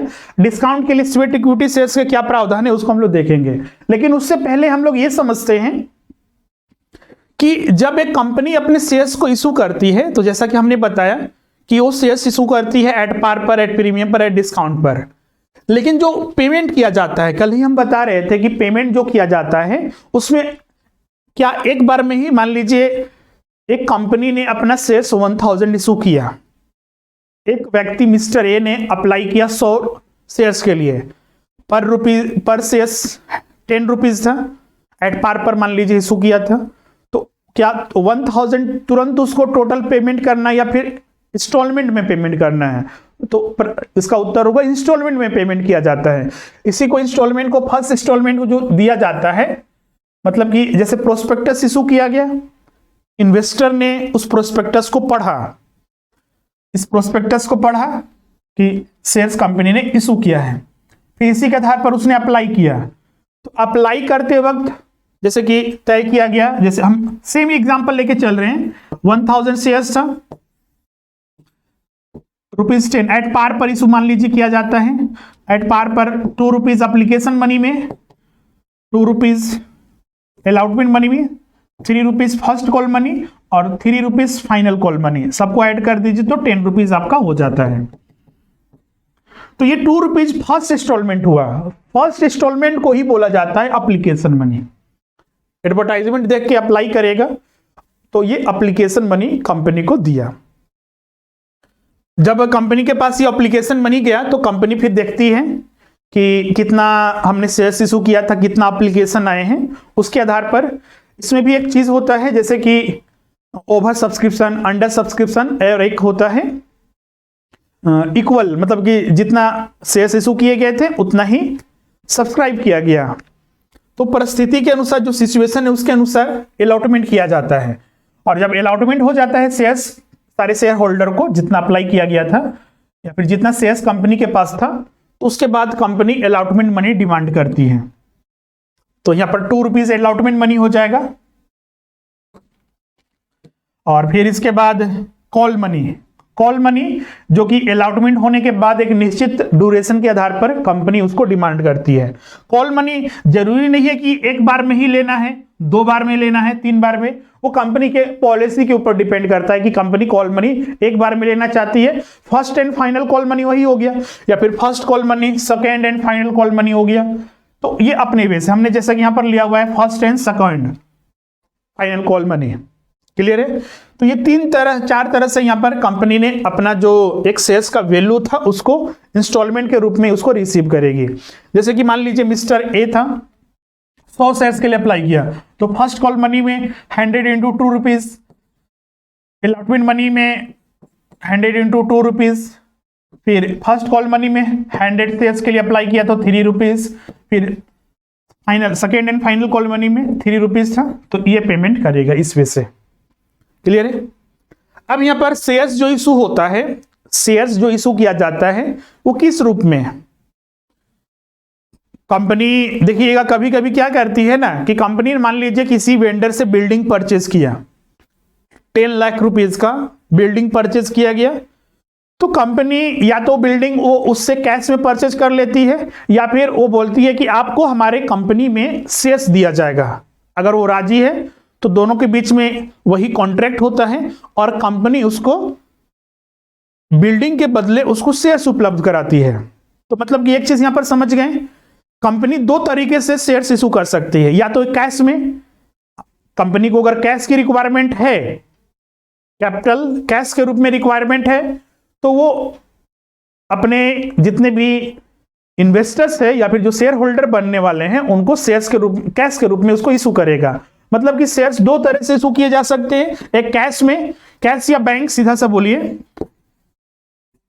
और दूसरा इन काइंड्स में। इन काइंड मतलब कि consideration other than cash. Consideration का मतलब जैसे कि वेंडर से खरीदे, बिल्डिंग मिला और बिल्डिंग के बदले हमने उसको शेयर्स दिया, तो consideration other than cash, cash के अलावा दूसरा कोई कंसिडरेशन, लेकिन कंसिडरेशन होना चाहिए सर्विसेज के बदले भी, जरूरी नहीं कि एसेट्स में कोई भी हो सकता है, इंटेंजिबल और टेंजिबल दोनों तरह का। तो ये दो वे से शेयर्स को इशू किया जा सकता है। अभी हम लोग जितना पहले पढ़ेंगे वो पहले हम लोग पढ़ेंगे कैश के रूप में, कि कैश के रूप में कैसे इशू किया जाता है। यह ध्यान रखिएगा, कंसिडरेशन अदर देन कैश में दो चीजें आती हैं, एक वेंडर को इशू किया जा सकता है और एक प्रोमोटर को। प्रोमोटर कौन होते हैं? जो कंपनी को बनाते हैं, कंपनी को बनाने वाले जो होते हैं वो प्रोमोटर कहलाते हैं। तो कंपनी उनको सर्विसेज जो हुआ उनके द्वारा कंपनी का स्थापना किया गया तो उसका पेमेंट करना होता है प्रोमोटर्स को। तो प्रोमोटर को हो सकता है कि पेमेंट न करके उनको शेयर्स कंपनी के में दे दिया जाता है, तो वही केस यहां पर आता है। अब हम लोग एक एक करके डिस्कस करते हैं issue of shares for cash. Cash के रूप में सबसे पहले हम लोग यहां पर एट पार पर जो शेयर्स इशू किया जाता है, एट पार पर, एट प्रीमियम पर, और डिस्काउंट का तो प्रोविजंस खत्म हो गया है, तो दो पर हम लोग सबसे पहले चर्चा करेंगे। कैश में इशू किया जा रहा है एट पार पर। एग्जांपल यहां पर जो है उसी को लेके चलेंगे, जैसे कि एक पी लिमिटेड है, एग्जांपल से ज्यादा आपको अच्छे से समझ में आएगा। P limited was registered with the authorised capital of ₹10,000 dividend 10,000 divided into 1,000 equity shares of ₹10 each. Same example है, 1,000 शेयर्स से और एक शेयर्स का वैल्यू ₹10 है, बेस प्राइस इसका रजिस्टर्ड प्राइस है। Out of which 500 equity shares, 1,000 में कंपनी एक बार में 500 इक्विटी शेयर्स इशू करना चाहती है। Was offered to public for the subscription for shares payable at under ₹3 application में रिसीव करेगा, ₹2 अलॉटमेंट में और ₹5 first and final call money. इसका पूरा क्लियर है। अब यही सेम केस में अगर हम एट पार पर इशू किया जा रहा है, यहां पर देखिए एट पार पर ही है, 3 2 5 और 5 ₹10 है। तो इसका हम लोग जनरलाइज कैसे करेंगे, इसको कैसे हम लोग रिकॉर्डिंग करेंगे, इसको हम लोग समझते हैं। अगर एक कंपनी शेयर्स इशू कर रही है तो सबसे पहले क्या होगा, प्रोस्पेक्टस देखेगा, प्रोस्पेक्टस देखने के बाद वो अप्लाई करेगा, तो कंपनी के पास वो फंड आएगा। तो कंपनी के पास वो फंड आएगा, कौन सा फंड? Application money. तो जनरलाइज वही हम लोग कर रहे हैं, एप्लीकेशन मनी सबसे पहले कंपनी को रिसीव होगा। तो पैसा आ रहा है, तो आपको पता है गोल्डन रूल, आपको पता होगा, डेबिट द रिसीवर और क्रेडिट द गिवर, जो एक रियल अकाउंट होता है। क्लियर है? तो यहां पर बैंक अकाउंट को क्या करेंगे? डेबिट करेंगे, क्योंकि कंपनी को रिसीव हो रहा है। तो bank account debit to share application account. अगर ये अमाउंट पूछा जाए, यहां पर अमाउंट नहीं लिखा हुआ है, हम सिर्फ एग्जांपल को लेते हैं। 500 इक्विटी शेयर्स को इशू किया गया था, एप्लीकेशन में ₹3 रिसीव हो रहा है, तो यहां पर डेबिट में कितना आएगा? 500 इंटू 3 कितना हो गया? 1500। और 1500 क्या कहां जाएगा? शेयर एप्लीकेशन अकाउंट में। शेयर एप्लीकेशन अकाउंट क्या किस तरह का अकाउंट है? पर्सनल है, नॉमिनल है या फिर रियल अकाउंट है? कमेंट करके बताइए। शेयर एप्लीकेशन अकाउंट जो है वो किस तरह का अकाउंट है? बिल्कुल, यह एक तरह का पर्सनल अकाउंट है। जो पर्सनल अकाउंट ये किसको रिप्रेजेंट कर रहा है? जो पेमेंट किया जा रहा है पर्सनल में, वो भी किस तरह का? एक रिप्रेजेंटेटिव पर्सनल अकाउंट, जो कि रिप्रेजेंट कर रहा है जो जिस व्यक्ति से ये पेमेंट रिसीव हो रहा है।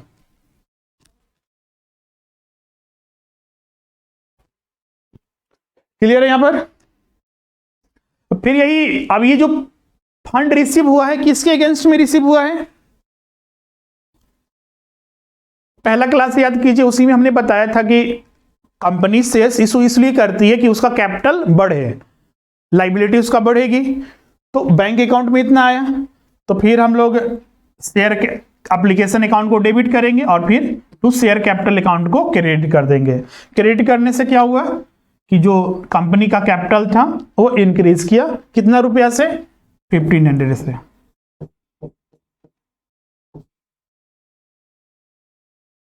क्लियर है? बहुत सारे बुक्स में इतना ज्यादा करने की वजह से हम ये 2 पार्ट में इसलिए डिवाइड किए हैं कि आपको ये पूरा क्लियर समझ में आए। आजकल डायरेक्ट इसको इस तरह से भी कर दिया जाता है, bank account debit to share capital account. सीधा एक ही जनरल एंट्री में पूरा कंप्लीट हो गया। कितना आया? 1500 रुपया, और ये सीधा चला गया 1500 रुपया कैपिटल अकाउंट में। ये 2 जनरल एंट्री पास किया जाता है इस तरह से, इसको जो जिससे रिसीव हो रहा है उसको रिप्रेजेंट करने के लिए। नरेशन वगैरह यहाँ पर जरूरत नहीं है, हम लोग तो बीकॉम वगैरह एमकॉम नहीं पढ़ रहे हैं कि यहाँ पर ये सब जरूरी है। तो ये शेयर एप्लीकेशन में किसी भी केस में ध्यान रखिएगा, पहला आप अगर जनरलाइज चीज समझ गए, एट प्रीमियम पर भी सेम केस होगा, एट डिस्काउंट पर, डिस्काउंट का तो केस अलग हम लोग पढ़ेंगे, उसका तो स्टडी नहीं करना है, सिर्फ इस में पढ़ना है जो स्वेट इक्विटी में। तो ये जो जनरलाइज हम लोग करते हैं ये हर में सेम होता है, तो इसको भी ध्यान में रखिएगा। अब यहां पर अब एक चीज यहां पर ध्यान रखिएगा, यहां पर बैंक अकाउंट को डेबिट पहले क्यों किए हैं? क्योंकि कंपनी को पहले रिसीव हो रहा है पेमेंट, और कंपनी को रिसीव होने के बाद फिर ये शेयर कैपिटल अकाउंट में इसको ट्रांसफर किया जाता है। अब सेकेंड, जब एप्लीकेशन मनी रिसीव हो गया तो कंपनी के पास सारा एप्लीकेशन आ गया, जो 500 शेयर्स इशू किया गया था, तो कंपनी के पास सारा एप्लीकेशन आ गया, तो कंपनी डिसाइड करेगी किसको किसको शेयर्स देना है। तो 500 शेयर्स सारे जितने भी जो एप्लीकेशन आए थे अलाउट कर दिया गया। अलाउट करने के बाद कंपनी अब क्या करेगी? अलाउटमेंट मनी डिमांड करेगी। यहां पर डिमांड नहीं किया गया था, ध्यान रखिएगा। इसलिए देखिएगा यहां पर जो ड्यू का एंट्री है ना वो पहले पास किया जाता है, और रिसीव का एंट्री जो है वो बाद में पास किया जाता है। जबकि यहां पर रिसीव का एंट्री पहले हमने पास किया है और ड्यू का एंट्री बाद में। लेकिन यहां पर अलाउटमेंट ऑफ शेयर्स क्या हुआ कि कंपनी अब डिमांड खुद करेगी कि हमें अलाउटमेंट मनी भेजिए, दीजिए। तो ड्यू का एंट्री हम लोग पहले पास करेंगे, तो क्या जनरल एंट्री होगा? सेम यही होगा, सिर्फ यहां पर रिप्लेस कर देना है शेयर एप्लीकेशन की जगह शेयर अलाउटमेंट अकाउंट। तो शेयर अलाउटमेंट अकाउंट डेबिट कौन से अमाउंट से? तो यहां पर देखिएगा 500 शेयर्स था, इशू किया गया था, और अलाउटमेंट में 2 रुपीज मिलना है, तो यहां पर आ जाएगा 500 इंटू 2 रुपीज 1000। तो share allotment account debit, due का एंट्री हुआ, टू शेयर कैपिटल अकाउंट, ये भी 1000 हो जाएगा। अब जब ये कंपनी के शेयर होल्डर के पास जाएगा, जो शेयर होल्डर बन चुके हैं, अब वो पेमेंट करेंगे। कितना पेमेंट करेंगे? तो 500 शेयर्स पर ईच 2 रुपीज, तो 1000 आएगा बैंक अकाउंट में। सेम जनरल एंट्री है, सिर्फ अलाउटमेंट को रिप्लेस कर दे रहे हैं, सॉरी एप्लीकेशन को रिप्लेस कर दे रहे हैं अलाउटमेंट से। बाकी का जितना भी जनरल एंट्री है कॉल मनी के समय सेम जनरल एंट्री होगा, सिर्फ रिप्लेस कर देना है शेयर अलाउटमेंट की जगह call money, first call money, second call money, final call money से रिप्लेस कर देते हैं, सेम जनरल। ड्यू एंट्री भी देखिए यहां पर at the time of call money. तो कॉल मनी कितना बार में भी मांगा जा सकता है, जैसे कि हमने यहां पर first and final call money एक ही बार में मांगा है। तो जैसे कि यहां पर एग्जांपल में वही था, 5 रुपया यहां पर 5 रुपीज फर्स्ट कॉल मनी के रूप में मांगा गया है। तो 500 शेयर्स था, पहले ड्यू का एंट्री पास होगा, 500 इंटू 2, सॉरी 5 होगा ये, 500 इंटू 5, तो 2500, और शेयर कैपिटल अकाउंट में 2500 चला गया। अब यहां पर रिसिप्ट होगा, रिसिप्ट होगा तो bank account debit to share first and final call account. Clear यहां तक सभी को? तो एट पार पर जब एक कंपनी अपने शेयर्स को इशू करती है तो उसके लिए जनरल एंट्री या फिर जो बुक्स ऑफ अकाउंट्स में हम लोग जो रिकॉर्डिंग करेंगे इस आधार पर करेंगे। इसमें कौन कौन से अकाउंटिंग अफेक्ट हुआ है? तो पर्सनल अकाउंट है, रियल अकाउंट है, जो यहां पर आपको देखने को मिल रहा है। इसमें किसी को डाउट है या फिर कुछ पूछना चाहते हैं? क्योंकि पार पर आप समझ गए तो आगे आपको कोई भी दिक्कत नहीं होगा। प्रीमियम पर सेम रहेगा, सिर्फ प्रीमियम अमाउंट को अलग से दिखाना पड़ता है। अब ये प्रीमियम अमाउंट क्या होता है, वो किस तरह से उसका एडजस्टमेंट किया जाता है, कुछ कॉन्सेप्ट यहां पर आते हैं, उसको समझेंगे। इससे पहले किन्हीं को अगर कोई डाउट है, कुछ पूछना चाहते हैं तो आप यहां पर पूछ सकते हैं।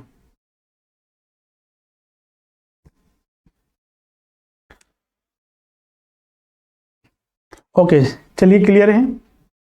अब सेकेंड केस में आते हैं, issue of shares at premium. Premium का मतलब समझ रहे हैं कि जितना रजिस्टर्ड बेस प्राइस से ज्यादा वैल्यू पर, जैसे कि बेस प्राइस मान लीजिए 10 रुपीज था, कंपनी शेयर्स इशू कर रही है अपना 12 रुपीज पर, मार्केट वैल्यू कितना हुआ 12 रुपीज, तो इसी को बोला जाता है एट प्रीमियम। प्रीमियम मनी इसमें कितना है 10 रुपीज प्लस 2 रुपीज, 2 रुपीज यहां पर प्रीमियम मनी है, प्रीमियम मनी। एक चीज यहां पर ध्यान रखिएगा जो कि बहुत ही इसमें केयरफुल रहना पड़ता है, एक बार समझ में आ गया तो कोई दिक्कत नहीं है, लेकिन केयरफुल रहना क्या चीज में है इसको समझिए। जैसे कि कंपनी ने अपना जो बेस प्राइस तय किया था वो 3 रुपीज था, अब इसको कंपनी प्रीमियम पर इशू कर रही है 12 रुपीज पर, तो इसमें 10 रुपीज प्लस 2 रुपीज, 2 रुपीज तो समझ गए ये प्रीमियम मनी होता है, प्रीमियम मनी। और 10 रुपीज जो होता है ये क्या है कैपिटल, टुवर्ड्स कैपिटल, कैपिटल के टुवर्ड्स होता है। अब सवाल उठता है क्या 2 रुपीज भी कैपिटल के टुवर्ड्स में है, इसका उत्तर होगा नहीं, ये कैपिटल का हिस्सा नहीं होता है, ध्यान रखिएगा। कैपिटल में इसको शामिल करके नहीं दिखाएंगे, जब जनरलाइज करेंगे तो ऐसा डायरेक्ट नहीं कर देंगे कि bank account debit to share capital account, तो ये पूरा का पूरा अमाउंट चल गया, तो नहीं, 10 रुपीज या 12 रुपीज तो बैंक अकाउंट में रहेगा ही, इसमें शेयर कैपिटल में 10 रुपीज जाएगा और प्रीमियम में चला जाएगा ये आपका 2 रुपीज।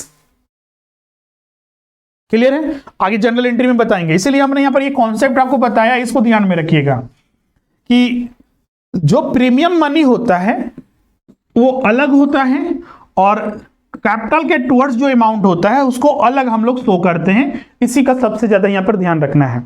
क्योंकि जो कैपिटल होता है इसको तो हम लोग यूसेज जान ही रहे हैं कहां कहां किया जाएगा, बिजनेस में कुछ भी अगर करना है, कैपिटल जो सामान्यतः फिक्स एसेट खरीदना है तो वहां पर इसका कर सकते हैं। लेकिन जो प्रीमियम मनी होता है इसके लिए कंपनीज एक्ट में रूल्स है, कंपनीज एक्ट 2013 में नियम बनाया गया है कि जो प्रीमियम मनी होगा इसमें 5 ऐसे जगह पर बताया गया है जहां पर सिर्फ प्रीमियम मनी सिर्फ उन्हीं जगह पर उपयोग किया जाएगा, बाकी और कहीं भी इसका उपयोग नहीं किया जाएगा। एग्जाम में बहुत बार इससे पूछा भी गया है प्रश्न कि बताइए इनमें से कौन सा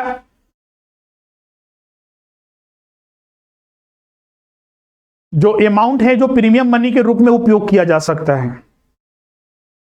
क्या मान लीजिए कोई कंपनी फिक्स एसेट्स खरीदना चाहती है तो क्या प्रीमियम मनी उपयोग कर सकती है, उत्तर होगा नहीं।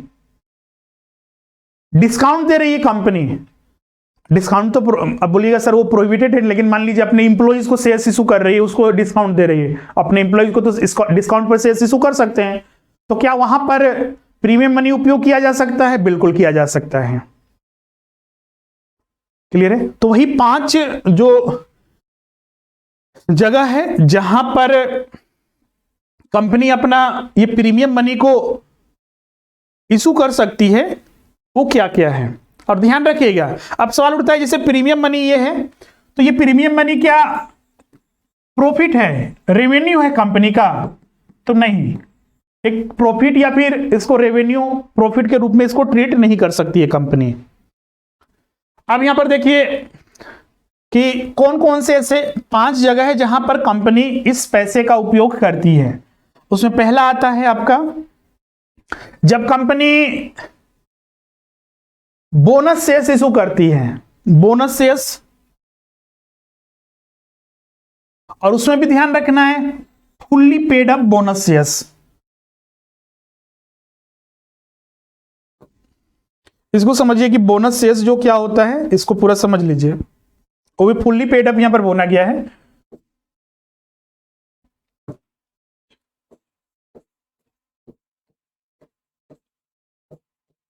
बोनस मतलब समझ रहे हैं फ्री में, इसके लिए कुछ चार्जेस नहीं लगेगा, और ये फ्री में किसको मिलेगा, जो एग्जिस्टिंग है, एग्जिस्टिंग शेयर होल्डर जो है, जो पहले से शेयर होल्डर है उन्हीं को बोनस में मिलेगा। कंपनी जो बोनस शेयर्स इशू करती है दो तरह से इशू करती है, एक fully paid up bonus shares, fully paid up bonus shares, मतलब कि कंपनी ने डिक्लेयर कर दिया कि जितने भी एग्जिस्टिंग होल्डर हैं उनको 100 शेयर्स दिया जाएगा जो कि बिल्कुल फ्री होगा और हर एक शेयर्स का वैल्यू 10 रुपीज है। तो ये बिल्कुल इसके लिए कोई चार्जेस कंपनी नहीं लेगी। और एक होता है partly paid up bonus shares, partly paid up bonus shares. इसमें क्या होता है कि कंपनी ने मान लीजिए 1000 शेयर्स इशू करके रखा है और हर एक शेयर्स का वैल्यू मान लीजिए 10 रुपीज था, इसमें एप्लीकेशन मनी 2 रुपीज था, 2 rupees allotment money, 3 rupees first call money और 3 रुपीज जो था फाइनल कॉल मनी था। कंपनी ने बोल दिया कि हम partly paid up bonus shares issue करेंगे, एप्लीकेशन मनी मिल चुका है, अलॉटमेंट मनी मिल चुका है, फर्स्ट कॉल मनी मिल चुका है। कंपनी अब बोल रही है कि फाइनल कॉल मनी आपको पेमेंट करने की जरूरत नहीं है, ये बोनस के रूप में हम डिक्लेयर करते हैं। मतलब कि मेंबर ये पेमेंट नहीं करेगा बल्कि कंपनी उनको बोनस देगी और माना जाएगा कि वो पूरा पेमेंट हो चुका है। क्लियर है? तो ये पार्टली पेड अप हो गया और फुल्ली पेड अप। तो अब यहां पर सवाल उठता है कि जो प्रीमियम मनी, क्योंकि अब यहां पर बोनस दिया जा रहा है तो मतलब कि कंपनी के लिए वो एक्सपेंसेस है, अपना ही कोई अमाउंट को एडजस्ट करके कंपनी अपने मेंबर्स को ये बोनस देगी। तो प्रीमियम मनी किसके रूप में उपयोग किया जाएगा, क्या पार्टली या फिर फुल्ली? तो यहां पर क्लियर लिखा हुआ है कंपनीज एक्ट में कि जो सिक्योरिटी प्रीमियम मनी का अमाउंट है fully paid up bonus shares issue करने वक्त किया जाएगा। प्रीमियम मनी का यूटिलाइजेशन इस केस में होगा, इस केस में नहीं होगा। इसके लिए अलग अलग प्रॉफिट होते हैं, जनरल प्रॉफिट वगैरह या फिर जो जनरल रिजर्व वगैरह होते हैं उसका उपयोग करके इसको इशू किया जाता है, लेकिन इसमें इसके लिए भी अलग अलग उपयोग होते हैं, लेकिन एक सिक्योरिटी प्रीमियम मनी भी उपयोग किया जा सकता है।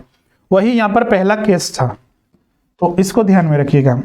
अब यहां पर दूसरा है writing of preliminary expenses. Preliminary expenses क्या होता है? कंपनी का इनकॉर्पोरेशन होने से पहले या फिर कंपनी अगर एक पब्लिक कंपनी है तो कंपनी का बिजनेस स्टार्ट होने से पहले तक के जितने भी खर्चे होते हैं वो सारे के सारे प्रीलिमिनरी मतलब प्रारंभिक जो खर्चे होते हैं उनको बोला जाता है। और बहुत ही बड़ा अमाउंट होता है खर्चे का, जो कि डेबिट साइड में मिसलेनियस एक्सपेंडिचर में फिक्टिशियस एसेट्स के रूप में उसको दिखाया जाता है, तो उसको भी राइट ऑफ करना होता है। तो अगर कंपनी अपने सिक्योरिटी प्रीमियम का उपयोग करना चाहती है तो बिल्कुल वो कर सकती है।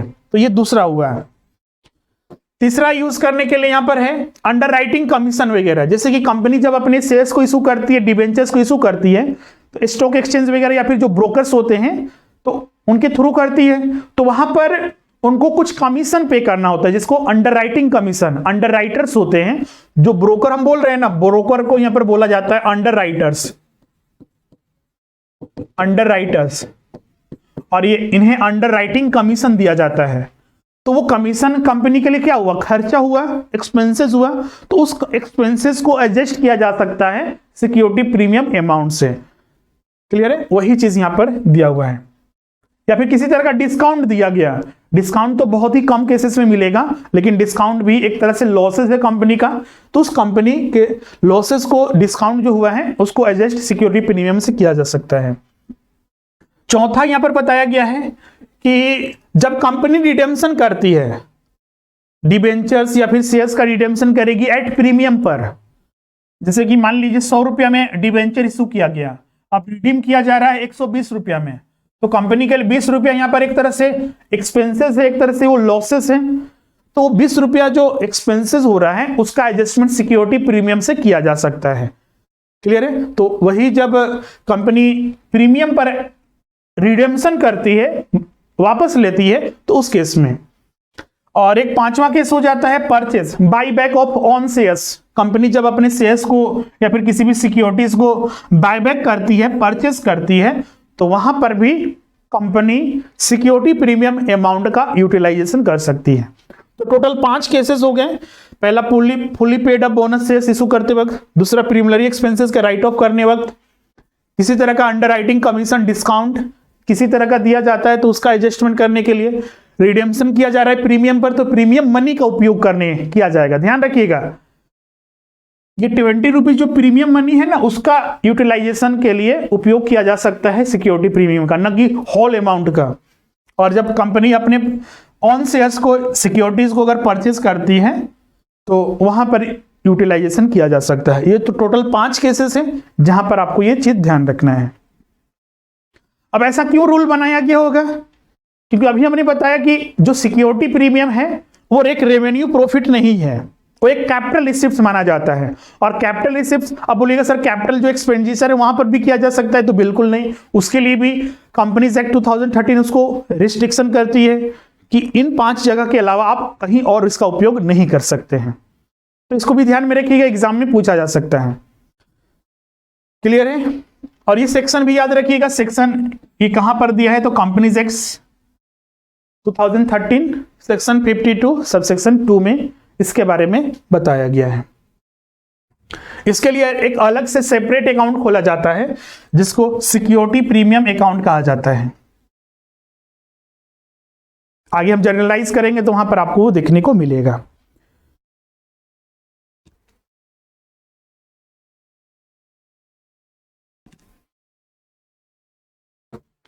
यहां तक कोई डाउट है?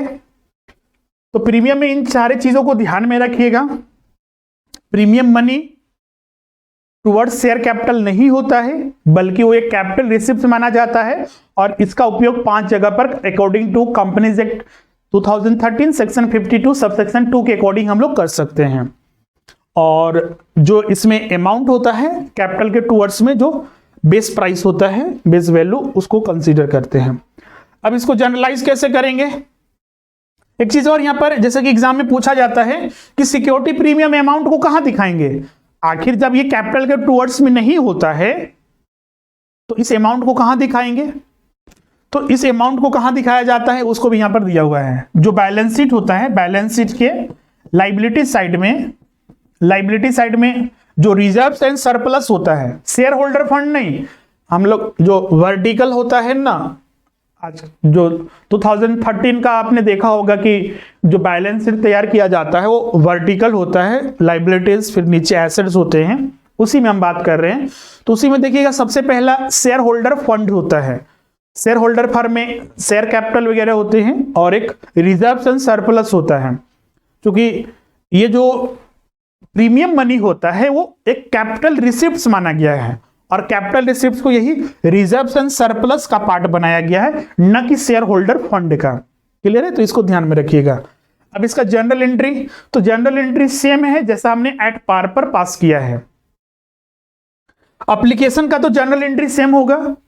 अब सवाल उठता है कि जैसे कि आपके मन में अब सवाल उठेगा सर कि जो प्रीमियम मनी है वो कब मांगा जाता है कंपनी के द्वारा? जैसे कि कंपनी ने 1000 शेयर इशू किए हैं, एक शेयर्स का वैल्यू 10 रुपीज था, 2 रुपीज एप्लीकेशन में, 3 रुपीज अलॉटमेंट में, 2 रुपीज फर्स्ट कॉल मनी और 3 रुपीज फाइनल कॉल मनी। अब यहां पर हम एक चेंज करते हैं कि अब इसको प्रीमियम पर इशू किया जा रहा है 12 रुपीज पर, तो इसमें प्रीमियम 2 रुपीज एक्स्ट्रा हो गया। तो प्रीमियम मनी मान लीजिए हम मान लेते हैं यहां पर 5 रुपीज हो गया, तो इसमें 3 + 2 रुपीज प्रीमियम मनी है इसमें और 3 रुपीज टुवर्ड्स कैपिटल हो गया। तो अब सवाल उठता है कि हमने मान लिया कि अलॉटमेंट मनी में, तो क्या माना जा सकता है कि एप्लीकेशन मनी के समय? तो सामान्यतः ऐसा नहीं होता है। ये जब प्रश्न हम लोग पढ़ेंगे, क्वेश्चंस पढ़ के ही पता चल पाएगा कि प्रीमियम मनी कब मांगा गया। अगर क्वेश्चंस में स्पेसिफिक लिखा हुआ है, जैसे कि हमने यहाँ पर अलॉटमेंट में मांगा, कभी हो सकता है कि फर्स्ट कॉल मनी में मांग दे, तो वो प्रश्न पर डिपेंड करेगा कि वो कब मांगा गया है। अगर प्रश्न में ये क्लियर ही नहीं है कि वो कब मांगा गया है तो सामान्यतः माना जाता है कि अलॉटमेंट मनी के समय मांगा जाता है। अब एप्लीकेशन के समय हो सकता है तो नहीं, सामान्यतः ऐसा नहीं होता है। लेकिन अगर क्वेश्चंस में डिमांड कर दिया गया है, दे दिया गया है, तो बिल्कुल हम उसी को मानेंगे। अगर नहीं दिया हुआ है, साइलेंट है क्वेश्चंस, तो अलॉटमेंट के समय मानिएगा। हम यहाँ पर जो जनरलाइज कर रहे हैं इसी आधार पर कर रहे हैं कि एप्लीकेशन के समय नहीं मांगा गया, तो एप्लीकेशन के समय नहीं मांगा गया तो इसका जर्नल एंट्री सेम होगा जो हम एट पार पर पास किए थे। Bank account debit to share application account और share application account debit to share capital account, same journal entry होगा यहां पर। अब प्रीमियम मनी हम मान के चले हैं कि अलॉटमेंट के समय मांगा जाएगा, तो यहां पर जनरल एंट्री में बदलाव होगा। एट पार के जगह पर यहां पर कुछ जनरल एंट्री में बदलाव होगा। क्या बदलाव होगा उसको समझिए। एट पार पर जब हम जनरल एंट्री पास कर रहे थे तो वहां पर ड्यू का एंट्री पास किए थे, फिर रिसिप्ट का एंट्री पास किए थे। यहां पर भी वही करेंगे, ड्यू का एंट्री पास करेंगे।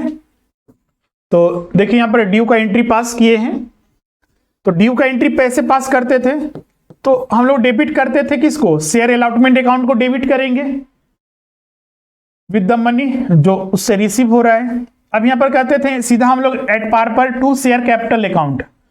तो जैसे कि मान लीजिए 1000 शेयर्स था, एक शेयर्स का 10 रुपीज वैल्यू, 2 रुपीज एप्लीकेशन में माना, 5 रुपीज जो कि 2 + 3 है, 2 रुपीज टूवर्ड्स प्रीमियम मनी और 3 रुपीज टूवर्ड्स कैपिटल, और 2 रुपीज फर्स्ट कॉल मनी और 3 रुपीज फाइनल कॉल मनी, ये 5 रुपीज है। अब यहां पर देखिए इसको कैसे दिखाएंगे। 1000 शेयर्स है तो शेयर अलॉटमेंट अकाउंट डेबिट, तो 1000 इंटू 5 करेंगे। 1000 इंटू 5 कितना हो गया ये 5000। अब यहां पर देखिएगा क्रेडिट जो किया गया है टू सिक्योरिटी प्रीमियम अकाउंट। अब इसको क्रेडिट क्यों किया गया है, क्योंकि ये प्रॉफिट है। प्रॉफिट हमेशा बैलेंस जो होता है वो क्रेडिट बैलेंस होता है। तो टू सिक्योरिटी प्रीमियम अकाउंट, तो इसमें प्रीमियम अमाउंट जाएगा, तो 1000 यहां पर टोटल शेयर्स है, कितना प्रीमियम मनी है 2 रुपीज, तो 2 रुपीज यहां पर आ गया, तो ये 2000 हो जाएगा। तो प्रीमियम मनी यहां पर 2000 दिखेगा। अब टूवर्ड्स शेयर कैपिटल में कितना जाएगा, तो 1000 टोटल शेयर से, और टूवर्ड्स शेयर कैपिटल कितना यहां पर प्रीमियम में जो रिसीव हो रहा है 3 रुपीज, तो ये 3000। अब ये दोनों को ऐड कर दीजिएगा तो ये 5000 होगा। तो डेबिट 5000 क्रेडिट 5000 इक्वल हो गया। क्लियर है यहां तक सभी को। अब ये तो ड्यू का एंट्री हो गया। अब रिसिप्ट का एंट्री पास करेंगे।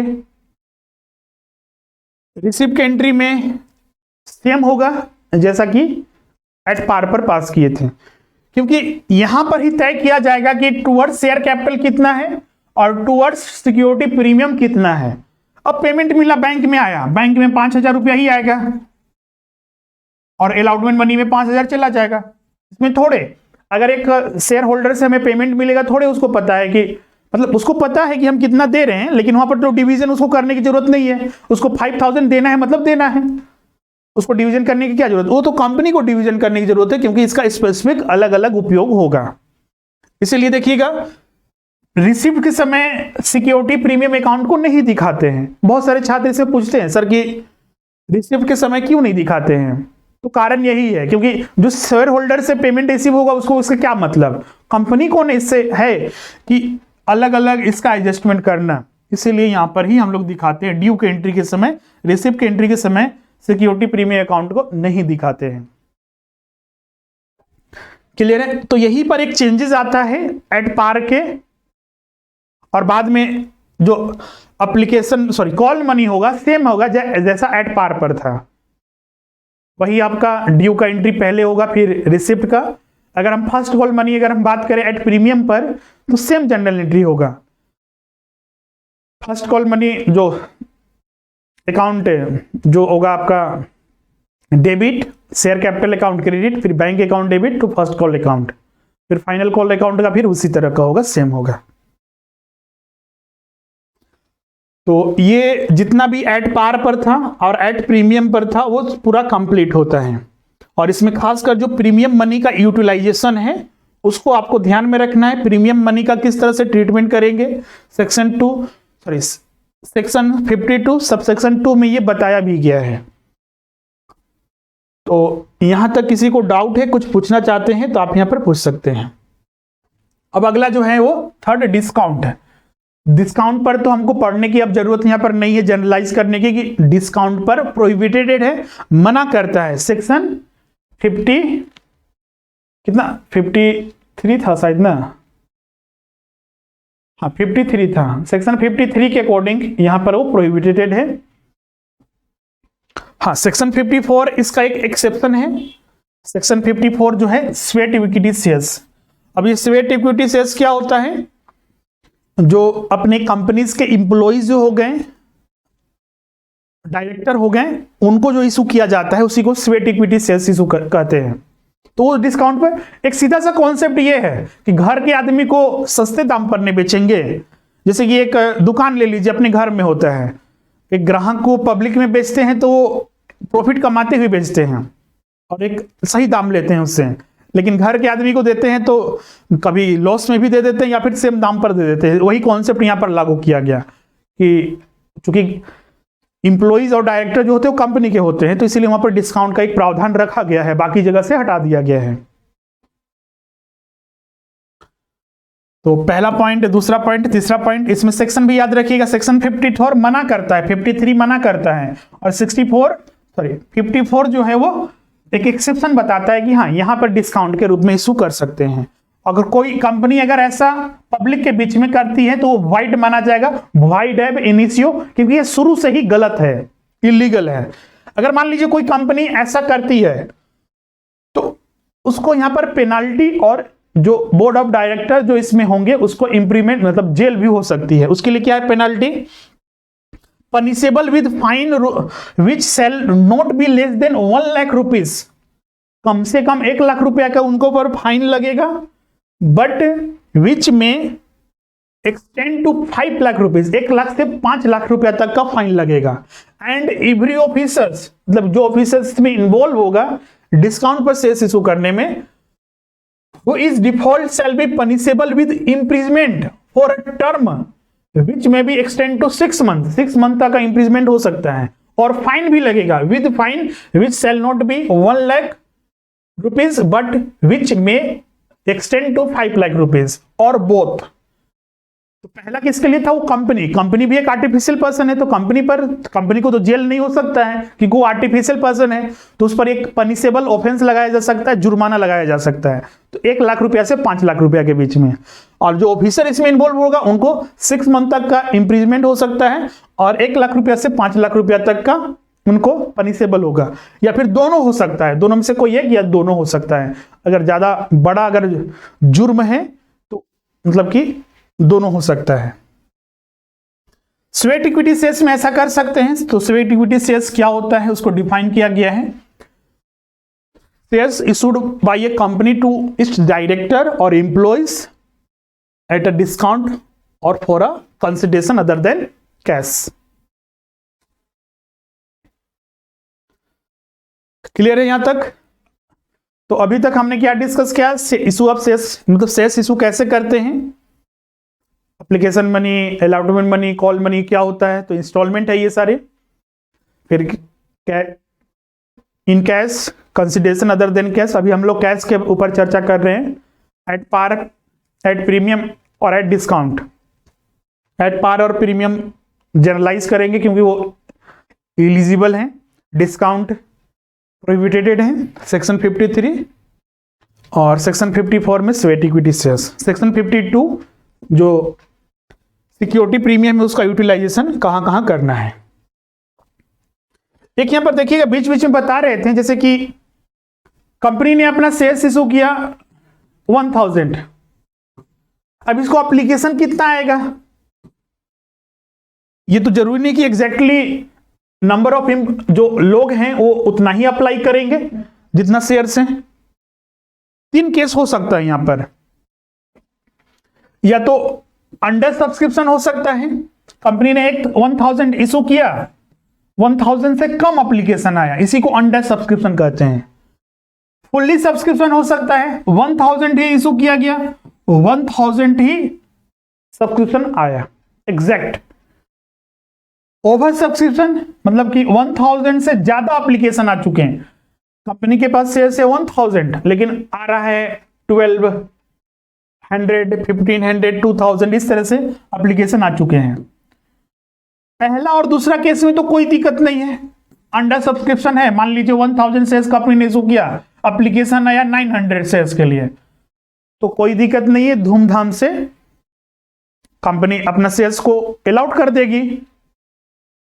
फुल्ली सब्सक्रिप्शन में भी कोई दिक्कत नहीं है, कंपनी के पास 1000 है, 1000 सब्सक्रिप्शन आया, मतलब एप्लीकेशन आया, कंपनी धूमधाम से यहां पर भी इशू कर देगी, अलाउड कर देगी।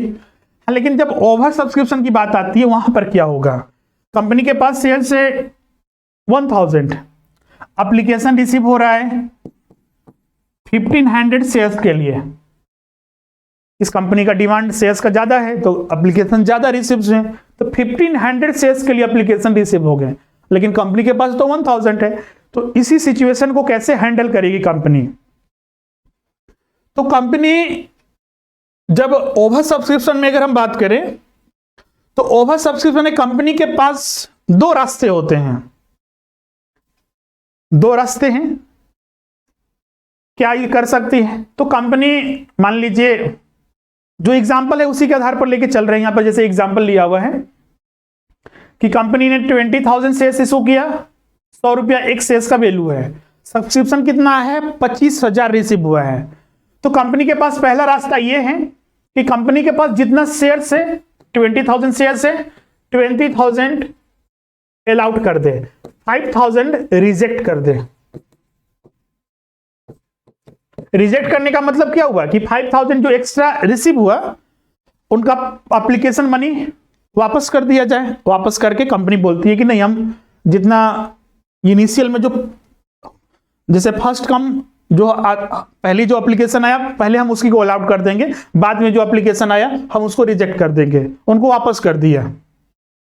तो पहला कंपनी के पास ये ऑप्शन है। अब कंपनी दूसरा ऑप्शन भी ले सकती है। अगर ये ऑप्शन लिया गया तो कोई दिक्कत नहीं है, कंटिन्यू चलेगा। कंपनी के पास दूसरा ऑप्शन ये भी होता है कि कंपनी क्या करेगी कि जितना एप्लीकेशन रिसीव हुआ है सबको शेयर्स देगी। अब ये सवाल उठता है कि सर कि 20,000 शेयर्स ही है, 25,000 शेयर्स तो नहीं बना सकती है, उसको बिल्कुल नहीं बना सकती है। तो इसमें क्या किया जाएगा? तो जितना व्यक्ति ने, जितना पर्सन ने अप्लाई किया है सभी को शेयर्स मिलेगा। सभी को शेयर्स मतलब कि उनको जितना अप्लाई किया गया उससे कम शेयर्स मिलेगा। वो कैसे होगा? जैसे कि मान लीजिए सभी को शेयर्स देना है, मान लीजिए एक व्यक्ति ने 100 शेयर्स के लिए अप्लाई किया है, कंपनी सबको देना चाहती है शेयर्स, तो 100 शेयर्स से उसको कम शेयर्स मिलेगा। मान लीजिए उसको तय किया जाता है कि 80 शेयर्स मिलेगा, तो 20 शेयर्स जो बाद के एप्लीकेशन आए हैं जिससे कि ये 20,000 चला जा चुका है उनको मिल जाएगा। मतलब कि जो जितना शेयर्स के लिए अप्लाई किया था उतना शेयर्स नहीं मिलेगा बल्कि उससे कम मिलेगा, लेकिन कंपनी हर एप्लीकेंट को शेयर्स अलाउड करेगी। ऐसा ये प्रावधान बनाया जा सकता है। इसी को बोलते हैं प्रोराटा बेसिस, रेशियो बेसिस पर।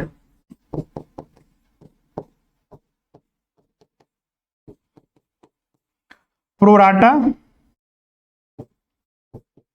अलॉटमेंट।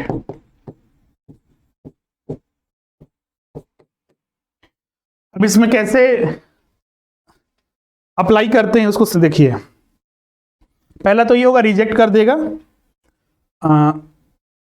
रिजेक्ट होगा तो उसका जर्नल एंट्री क्या होगा? अब केस 2 हो सकता है प्रोराटा अलॉटमेंट रेशियो बेसिस पर। ये कैसे होता है इसको समझिए। कंपनी के पास शेयर्स कितना है? 20,000, सब्सक्राइब कितना हुआ है? 25,000। हमने बोला कि हर एक को कुछ ना कुछ शेयर्स मिलेगा। हाँ, जितना, क्योंकि सभी को हमको शेयर्स देना है, मेरे पास 20,000 ही है, 25,000 का एप्लीकेशन आया है तो हम तो उतना नहीं दे सकते हैं। तो हम लोग क्या करेंगे कि जो जितना के लिए अप्लाई किया है उससे कम शेयर्स उसको अलाउड करेंगे। तो उसका भी एक मेथड होता है। तो कैसे कैलकुलेट करते हैं? तो यहाँ पर एक रेशियो हमको मिलेगा, रेशियो हम लोग कैलकुलेट करेंगे। तो 25,000 हमारे पास शेयर्स है,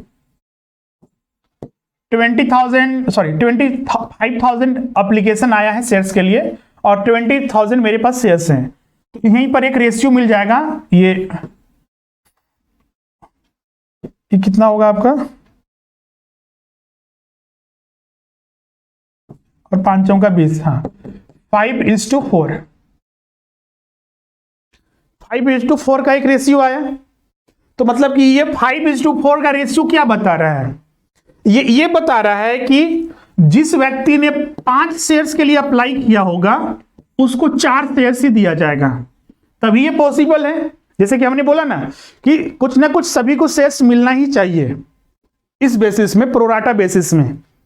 तो ये रेशियो निकालने से एक चीज ये पता चल गया कि जो व्यक्ति 5 शेयर्स के लिए अप्लाई किया होगा उसको 4 शेयर्स ही मिलेगा।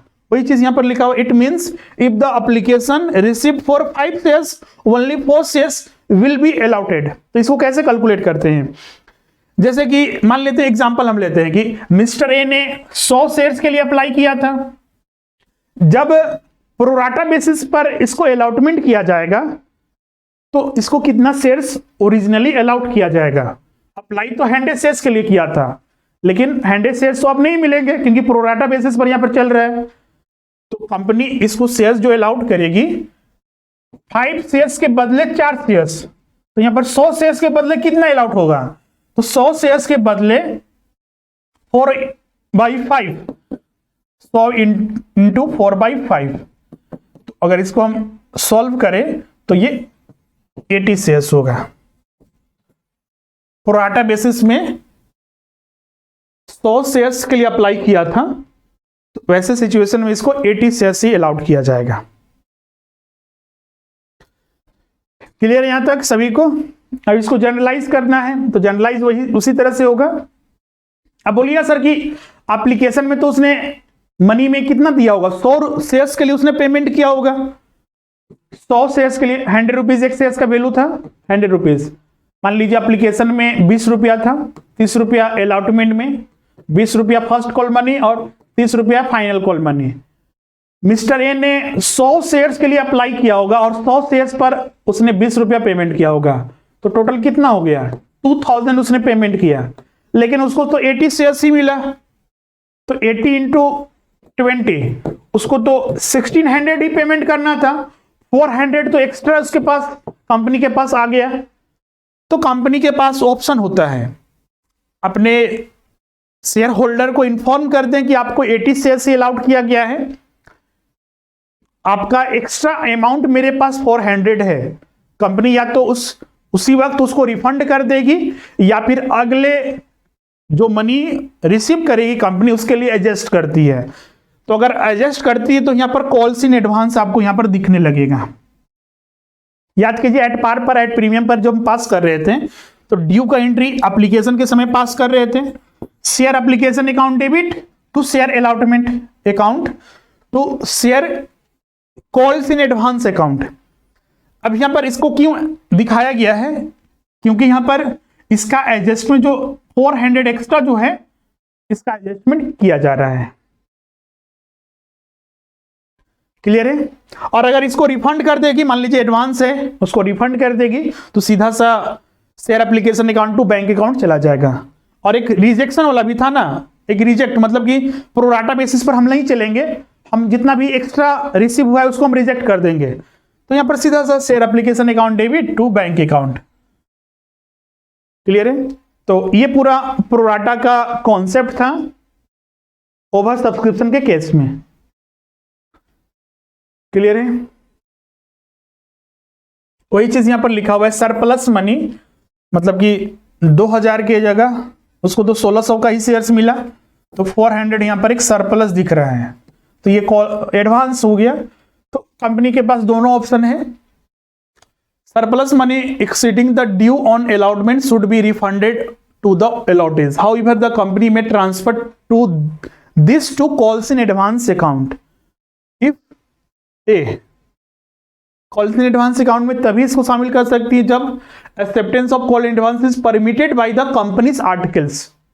एक चीज यहां पर ध्यान रखना है कि जो 400 जो एक्स्ट्रा ये आ रहा है ना, 80 शेयर ही इसको मिला, 100 शेयर के लिए अप्लाई किया था, तो 400 इसका अमाउंट एक्स्ट्रा इसके पास आ गया।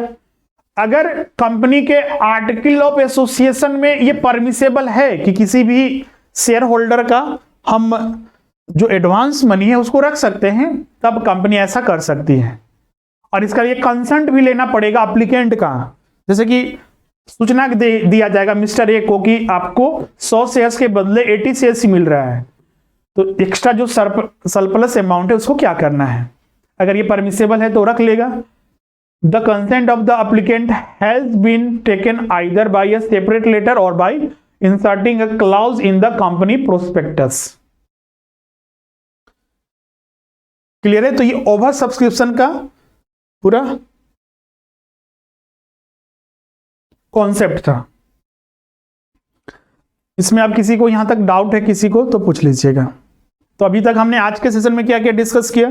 इशू ऑफ शेयर्स कैसे किया जाता है, इंस्टॉलमेंट मनी, फिर 3 वे से शेयर्स इशू होते हैं, premium, at par, at premium और एट डिस्काउंट। डिस्काउंट का क्या प्रोविजंस है, प्रीमियम में क्या क्या चीज़ों को ध्यान में रखना है। फिर ये सब्सक्रिप्शन हमने बताया, जब कंपनी अपने शेयर्स को इशू करती है तो इशूड कैपिटल उसको कहते हैं। तो ये ओवर सब्सक्रिप्शन हो सकता है, फुल्ली सब्सक्रिप्शन या फिर अंडर सब्सक्रिप्शन। अंडर सब्सक्रिप्शन और फुल्ली सब्सक्रिप्शन में तो कंपनी को कोई दिक्कत नहीं है, ओवर सब्सक्रिप्शन में ये कॉन्सेप्ट आता है। तो कंपनी 2 तरीका अपना सकती है, केस 1 और केस 2। केस 1 में रिजेक्ट कर सकती है जो एक्स्ट्रा आया है, और केस 2 में रेशियो बेसिस पर सभी को कुछ ना कुछ शेयर्स अलाउड करेगी। तो उसका कॉन्सेप्ट ये है, जो एडवांस हो जाएगा अमाउंट, क्योंकि सबको कुछ ना कुछ शेयर्स अलाउड हुआ, तो मतलब कि कुछ शेयर्स, कुछ अमाउंट जो रिसीव हुआ उसका एडजस्टमेंट करना पड़ेगा, एक्स्ट्रा जो रिसीव हुआ सरप्लस, तो उसका क्या एडजस्टमेंट करेंगे वो हमने यहां पर बता दिया है। अब यहां तक किसी को डाउट है, कुछ पूछना चाहते हैं तो आप यहां पर पूछ सकते हैं।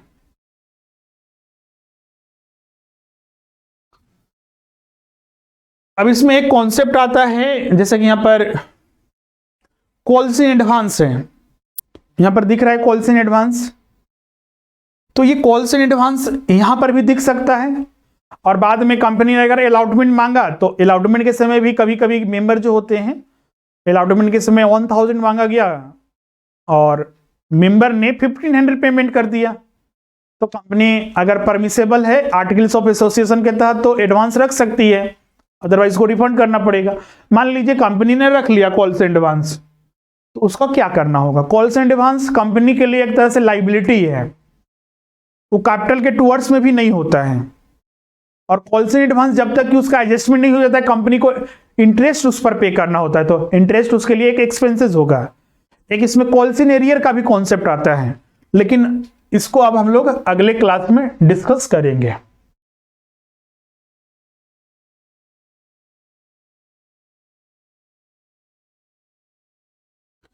इसका पीडीएफ हम कल अपलोड कर देंगे, इसका पीडीएफ आपको कल तक मिल जाएगा।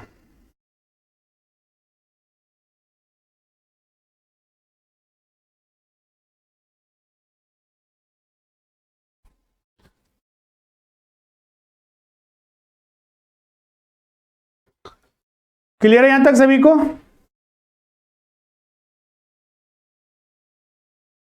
तो अगले क्लास में मिलते हैं। अब आज के लिए बस इतना ही। Good night.